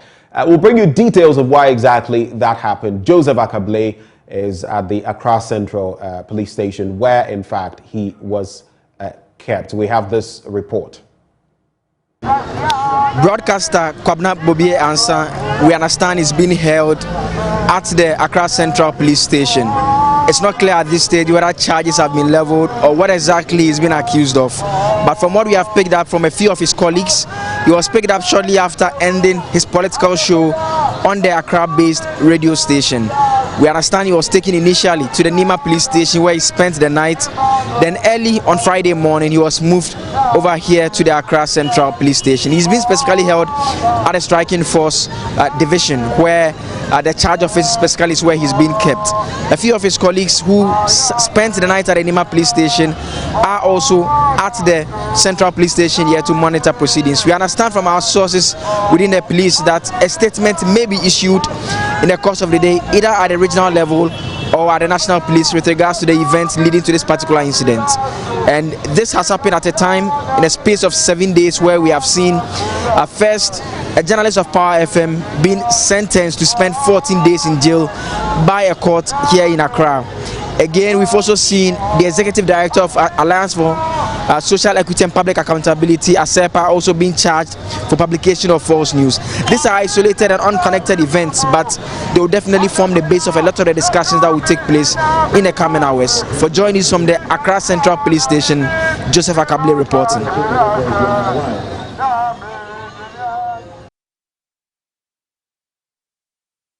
Joseph Akable. But there's a statement from the Ghana Police Service, and you can see it on your screens now.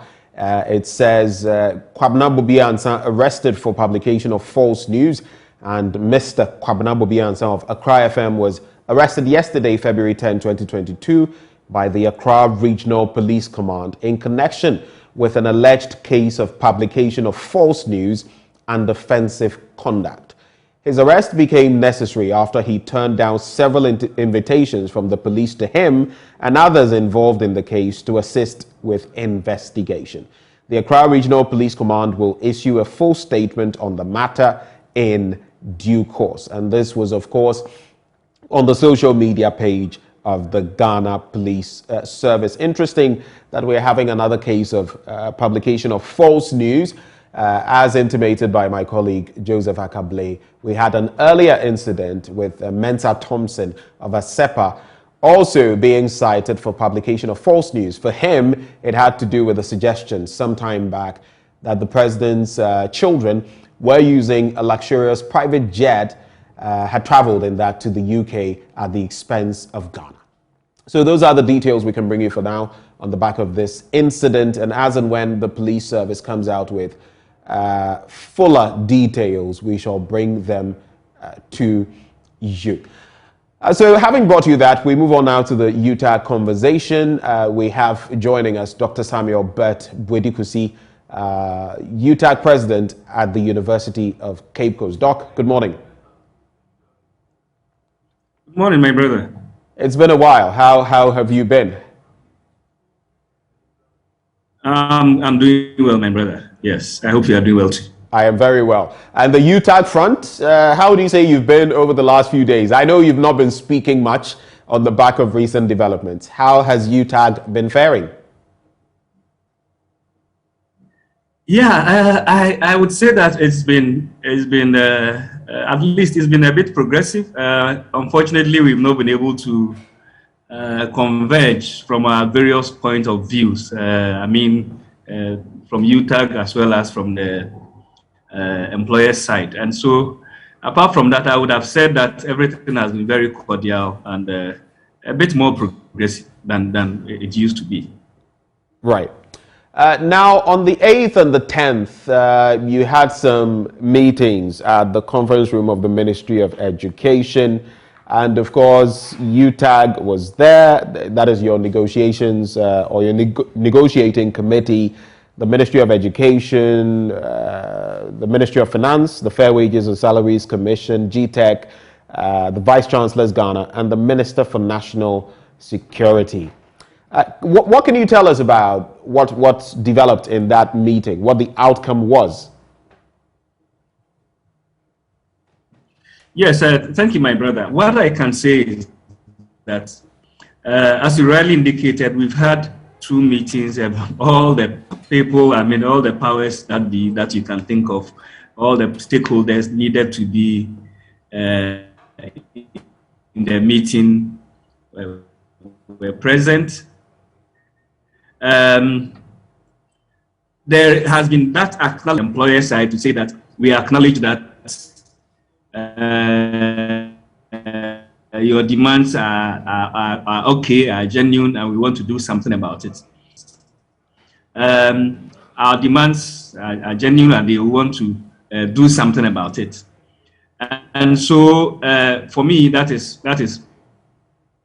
good. That is progressive. UTAG want to do something about it. Can we know exactly what you are putting on the table based on what our request is, or what our demand is? The employer has maintained that we are not negotiate. So if you Well, it appears we're struggling with your line, Dr. Bwedikusi. So what we're going to do is we're going to call Doc on phone and get better details about what exactly transpired. An important point he was making, the fact that government, or at least the employer, admitted that the concerns of the University Teachers Association of Ghana were genuine and that they had to do something to meet these demands being made. The question is whether UTAG was satisfied with this stance, at least in earlier interactions with Dr. Bwedikusi. He has said that the approach has not exactly been what they would have expected, that some admissions had to be made. And so it is a positive development. Doc, welcome back. So it's a positive development that at least they are acknowledging that your demands are genuine. You can take off from where you left off. Yeah, sorry, could you come again? Yeah, so I'm saying that at least there's been an admission that the demands you are making are in the right direction. You were also making a point on the back of that before we lost you. You can continue with your train of thought. Yes, thank you very much. Yes, so once there is that acknowledgement, I mean, I say that it's very progressive. Unfortunately, what we are at a point, as I said earlier, where we have not been able to converge.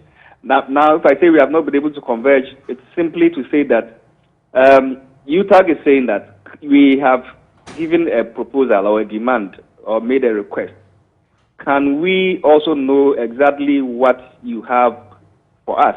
Can you put something on the table so that at least we could go and convince our members that, look, yes, government is ready to talk, and we know that once we begin the talking, we will not be made worse off.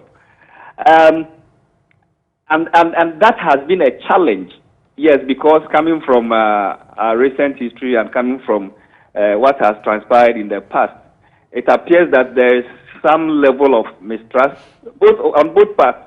The government side has a difficulty completely opening up, and then UTAG has a difficulty also accepting exactly what the employer side is also saying. And so, unfortunately, that is where we have been. Yesterday, for instance, the Minister of National Security, as you mentioned, was in the meeting to make a plea to the side of UTAG and all that. But eventually, that unfortunately still did not was not enough to be able to convince the UTAG side to say that, look, we will suspend the industrial action and come and negotiate. And so we are at a point where I think that where we are, it's more of issues of trust and, the law at play. And so we are hoping that in the coming days, as the judge indicated, we will be able to at least converge at a point, because I think the judge is restraining himself from having to make pronouncements, and that is why he is insisting that we continue on the path of dialogue and find a solution before we come back on Tuesday. Right. We'll be getting into further details about what else emanated from this meeting and what we can look to ahead of Tuesday. But we're also joined by Emmanuel Boakye-Yadom, president of Coups. Thank you for joining the conversation. You were not at this meeting. You're welcome. Were you? Come again. You were not privy to this meeting between the Vice Chancellor's Ghana, the Ministry of Education, Fair Wages and Salaries Commission, Finance, Ministry of Finance, and UTAG. You didn't have any representation at this meeting, did you? Good morning to you and good morning to your listeners, viewers, especially Ghanaian students. We were very much aware that VC Ghana will be stepping in to salvage the situation or to help bring finality to this whole issue. Yes, so in as much as we were not present at the meeting, we are very much aware some sort of a meeting will be happening. And we are only hoping and waiting for a good decision to come out from it. Now, looking at what you heard from that meeting, no conclusivity. The teachers still are on strike. do you feel it was worth it, this entire engagement, because you're still where you are? Times with that number, I keep saying this whole up and down is on the issues of trust. And even in our press conference, we stated it. And just now, Dr. Boadi Kusi has also confirmed it. Both parties do not trust each other. That the words from Party A can be entrusted. They are saying this, and indeed, they are going to do it. And that of Party B also do not trust Party A that, okay, you said this, and you are going to make sure you do that. Yes, so where we are now, trust issues is the major problem of what is going on now. But I believe if they would want to come up with a compromise, if they would want to come up with a decision, they themselves, they do know very well that they can reach one as soon as possible. But for we Ghanaian students, I must say all that we are hoping and waiting for is our lecturers are back to campus for teaching and learning to continue. That is what we are waiting for and hoping to hear. These issues of trust that you speak of, how do you think the employer especially can make inroads into, UTAG leadership? How do you think it can be dealt with from the ends of both the employer, government, and UTAG as the affected party? As we speak now, I think the bone of contention has been with the implementation of the labor market survey. And it is the labor market survey that has brought this issue. So we have also recommended that the government should take urgent steps in seeing to it that the labor market survey has been implemented. After its implementation, I believe our lecturers will be very okay. Our lecturers will get to know at least this is what we were fighting for, and we've been able to get it. If not fully, they've been able to achieve something.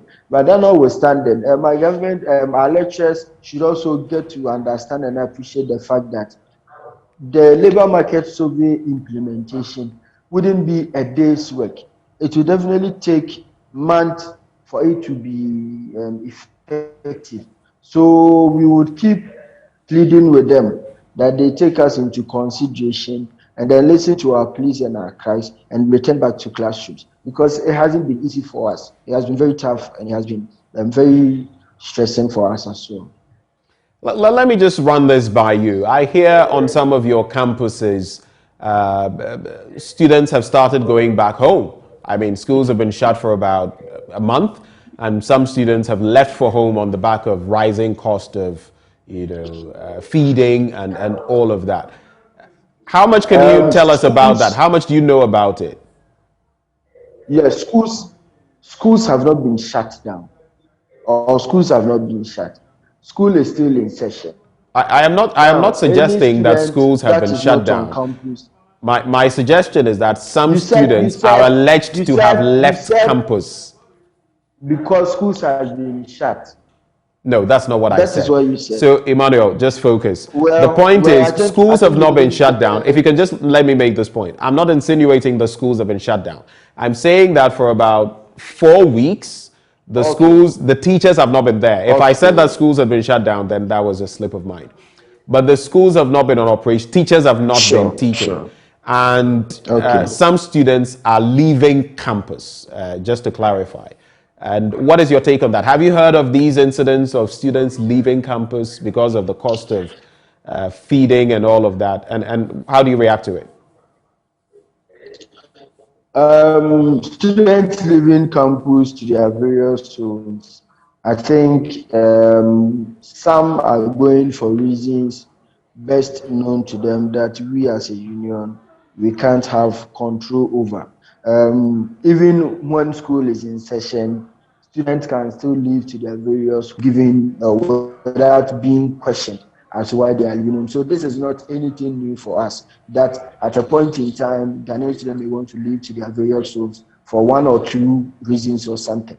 But as we speak now, I think our focus, our attention, the discussion should be geared towards what will make UTAG return to the classrooms. And I believe strongly that if all voices are geared towards that discussion, there will be a solution.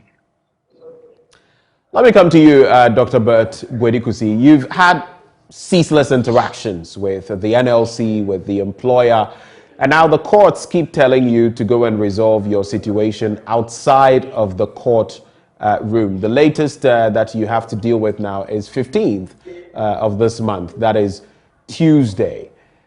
How do you feel about that entire development? Do you just want the court to get on with it, or are you hopeful that by the 15th you could have come to some resolution, positive resolution? Well, let me say that this morning the National Executive Committee of UTAG will meet and discuss this whole matter.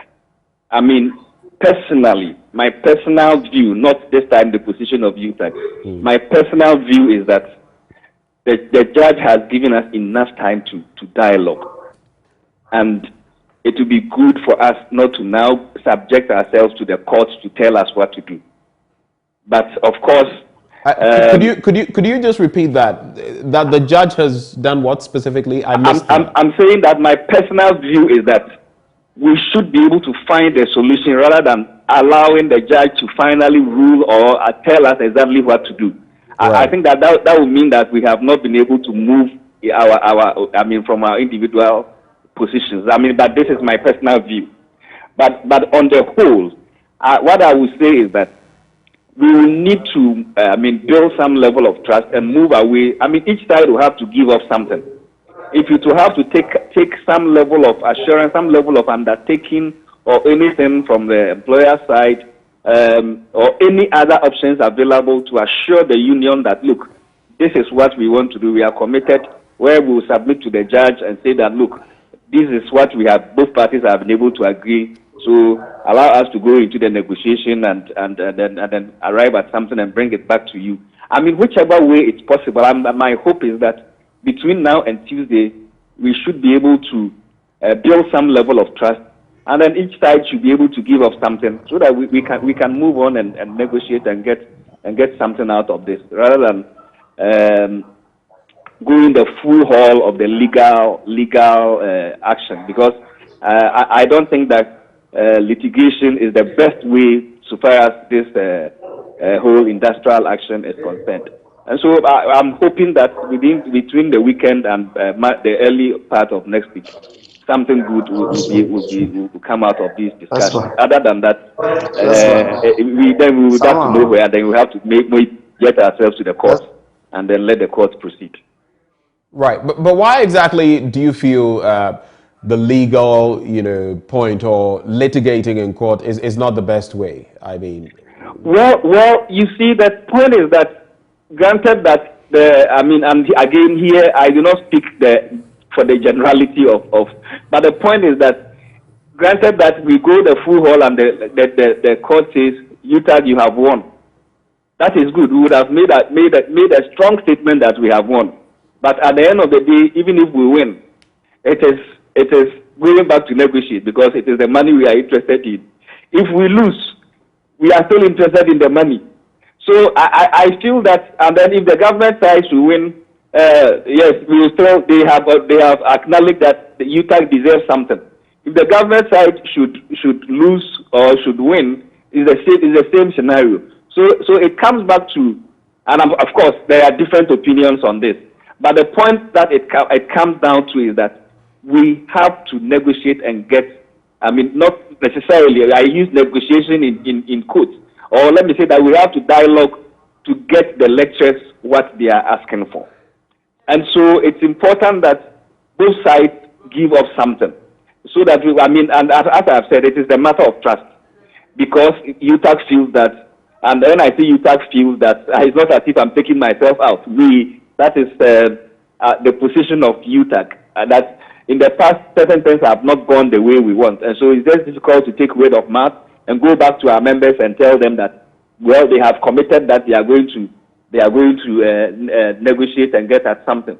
That is in itself is not assuring enough. But we believe that as we move forward, maybe we can have some other options that are more acceptable. As I said, if it has to be an undertaking that the employer side would commit and say that we want to do this, and UTAG will feel that is assuring enough to be able to tell our members that we need to move on, or otherwise. Other than that, it's a very complex matter. It's a very complex matter. So when it comes to trust issues. Do you feel that trust can be built as of this time? Your trust has been, I mean, you've been burnt a number of times. Do you feel it can be built before Tuesday so that you can have some sort of arrangement? Yeah, I have always maintained that of course, where there's a will, there's always a way. And being part of the leadership of UTAG and having been in all these meetings, I see that will is there. And so I believe that it is possible depending on how the talking is done, depending on how the appeals are made, depending on the level of assurances. I mean, I'm sure the employer side will say that, but we have given you all the assurances. Yes, that is true. They have done what they have to do. Unfortunately, that has not done the magic. So possibly a little extra mile in terms of possibly some level of documentation and all that. I mean, some of these things have come to the fore. We need to look at, can we get a framework? I recall the employer side talking about, can we get a framework in place and all that? Yes, but the challenge with UTAG taking the framework is that in the past there has been such frameworks which were not adhered to, and so I believe that with a little extra work, we should be able to get over this. Okay. Right before I come back to Boakye Yadom, he had pointed out initially that you ought to be willing to make some concessions from both sides. And you have also re-echoed that, Dr. Boedi Kusi. What concessions exactly is UTAG willing to make in this deliberation? What concessions are you willing to make? What are you willing to let go of or cede or, massage a bit so that you can return to the classroom? Well, we have indicated that we are ready to return to the classroom, provided we have a fair idea of what the counter position or what the counter position of the employer is to our proposal, right? So we have considered on those grounds. I mean, these are concessions we have made that, look, it's not as if we are taking an entrenched position that we are not going, but let us know something from your end. Even if you don't want to, because in all these things we are not negotiating. Honestly, we are not negotiating. If we are negotiating, these discussions will not be led by the Minister of Education. So once we are not negotiating, it is difficult to say that at all costs bring your proposal. But the caveat is that because we are in difficult times and we find ourselves in a state of mistrust, can we have something on the table to be able to then take to our members, or even if you don't want to put it generally across, can we have something, a range of figures or a range of, or a percentage-wise counter, where we know that at least if we call off, we are starting from XYZ. The employer side counters that argument and say that, look, once we are not negotiating, it is difficult to put anything on the table. And so for me, that is where we stand. That is the path we need to cross. While the employer is coming from the legal point of view, saying that once we are not negotiating, we cannot put X on the table or to your counter offer. The union is saying that we think that it should be possible for us to be able to get, our members along, and for them to also, our members to trust us, that indeed we are not just taking word of mouth without, any high level of assurance, just to come to you and say that let's call off after this number of weeks, simply because we have had the assurance that now the employer side is ready to negotiate. Basically, that is the hurdle we need to cross. And I think that each side has a case, but we should be able to get over this within the shortest possible time. Emmanuel, is this some good assurance for you, listening to Dr. Boedi Kusi make mention of this, that they are willing to make concessions? How hopeful does that make you? I think it's Yeah, I think this is a good news coming from Dr. Bodi Kusi. We are hoping that at the end of the day, there will be such a peaceful resolution or such a peaceful outcome after their meetings. But just as we keep saying that if they begin to regain the trust they have for themselves, I believe strongly that in the shortest possible time, this whole UTAG government would come to an end. But I would want to ask Dr. something. I think with the whole negotiations and everything going on, UTAG has always emphasized that the ministry or government representatives have not been able to, let's say, table any offer or has not been able to make any offer increment. We can do this. But Doc, I would want to ask, what sort of offer or what sort of percentage increment will be okay for UTAG? Because as we speak now, 114% has been tabled by UTAG, and till now we've not known the side of the government what they want to do. So if we can have a gist of it, we can have an idea of it, I think that can be able to help the ministry, Labor and Employment Ministry, and then the Labor, Fair Wages and Labor Commission to also come up with something that may suit what our UTAG leaders would want for their members, and then the entire UTAG people, for everyone to be very happy with everything. Yeah. So, thank you very much, my younger brother. Let me say that, I mean, these are matters that are being, discussed at the table, and we have gone into the details at the table. We have made the proposals officially to the side of the employer, so they are aware of exactly what the issues are. And so the only thing which is missing at this point is what normally at the table we will talk about in terms of the counter offer. So somebody makes an offer, somebody makes a proposal, and then the union makes a proposal. The employer side says that, we think that that is true on the higher side. This is what we are willing to offer. So that is the element which is missing. But in terms of what percentage is acceptable or not, I cannot, as an individual, mention that this is what is acceptable. These are things that are done at the table by a team, looking at the computations, looking at all the factors that we are looking at. And so it's done at the table. And so as an individual member of the team, it will be difficult for me to say X or Y is that which is acceptable, especially when you do not even know what the offer from the other side is. Question answered, Emmanuel? I do get Dr. very well. Okay. So, Doc, for us. So, Emmanuel, you can chip in maybe your final bit to Dr. Bodi Kusi, if you may. I think he lost you there because the connection was not so good. Sure. Yeah, what I'm saying is, on our part, as students and as student leaders, we are only hoping and praying that by the end of the day, we would hear that our lectures are back to the classroom. Yeah. So, Doc, can there be an assurance that maybe within this day, within this week, UTAG would, let's say, try, because with the introduction of VC Ghana coming in to help the situation, I believe it's something that may fasten the whole processes. But can there be an assurance that this whole new introduction to the resolution and others, can it be of a better use? Yes, I lost him a bit. But if I got you are looking at some assurance as to the way to go. I don't know if that is correct. Yes. Hello? Yes, it's part of the questions I asked. Oh, okay. Yeah, it's part of the questions I asked. Okay.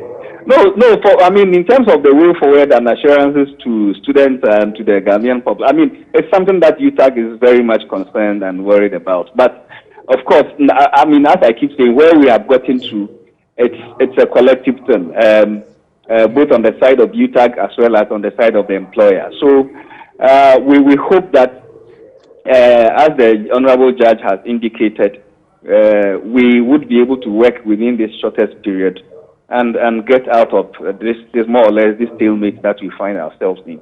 Okay. And get back within the shortest possible time. To wrap the conversation very briefly from both of you as we wrap this conversation, to you, Emmanuel. So we saw yesterday, for example, the coalition of concerned university students joining a demonstration. If come Tuesday there's still no resolution, is that a medium you are contemplating using as membership of Coups? Demonstration is our last option. It's your last option. As we speak now, we are not through with, let's say, our dialoguing or our negotiation processes. The next option for us is to petition the highest office of the country, that is the office of the president. So if maybe as soon as possible there is no resolution out of the various meetings that government representatives and that of UTAG will be having, we would have no other option left than to petition that of the president. And we are hopeful. We have the trust in the Minister of Education and then the remaining labor agencies and then government representatives. And then we also have that trust and belief in the UTAG leadership as well as UTAG members that if a good offer is being placed, they will definitely accept it and return back to the classroom. But as we speak now, we would continue to beg and plead with them that at this material moment, they should, as a matter of urgency, reach a compromise and return back to the classrooms for us. Emmanuel Boakye-Adom is Coups president, and Dr. Bert Bwedi-Kusi is president of UTAG at the University of Cape Coast campus. Gentlemen, thank you so much for joining the conversation. Thank you very much. Right. Now, did you know that the income of a young entrepreneur from some selected businesses is exempt from taxes for 5 years? Any young entrepreneur engaged in manufacturing, information and communications technology, agro-processing, energy production, waste processing, tourism and creative arts, horticulture and medicinal plants does not need to pay any income tax on these activities for their first 5 years of operation. A young entrepreneur engaged in business that enjoys an initial 5-year concession benefits from the following applicable tax rates for an additional 5 years. If you are in Accra and Tema, it is 15%. In other regional capitals outside of the northern regions, it is 12.5%. Outside other regional capitals, it is 10%. And for the 3 northern regions, it is 5%. You probably want more clarity and information on this. All you have to do is get to the nearest GRA office, that is the Ghana Revenue Authority, and have them give you the requisite details. Ghana Revenue Authority, integrity, fairness, and service. And speaking of service, this is what we are here to do as we bring you independent, fearless, and credible journalism. Another day has come to an end in terms of the show, but Monday will bring you more to look forward to. Don't you forget, we have our bulletins at 10 and at noon as we bring you further developments. My name is Benjamin Akakpo. Thank you for joining me on the AM show, and do have a super day.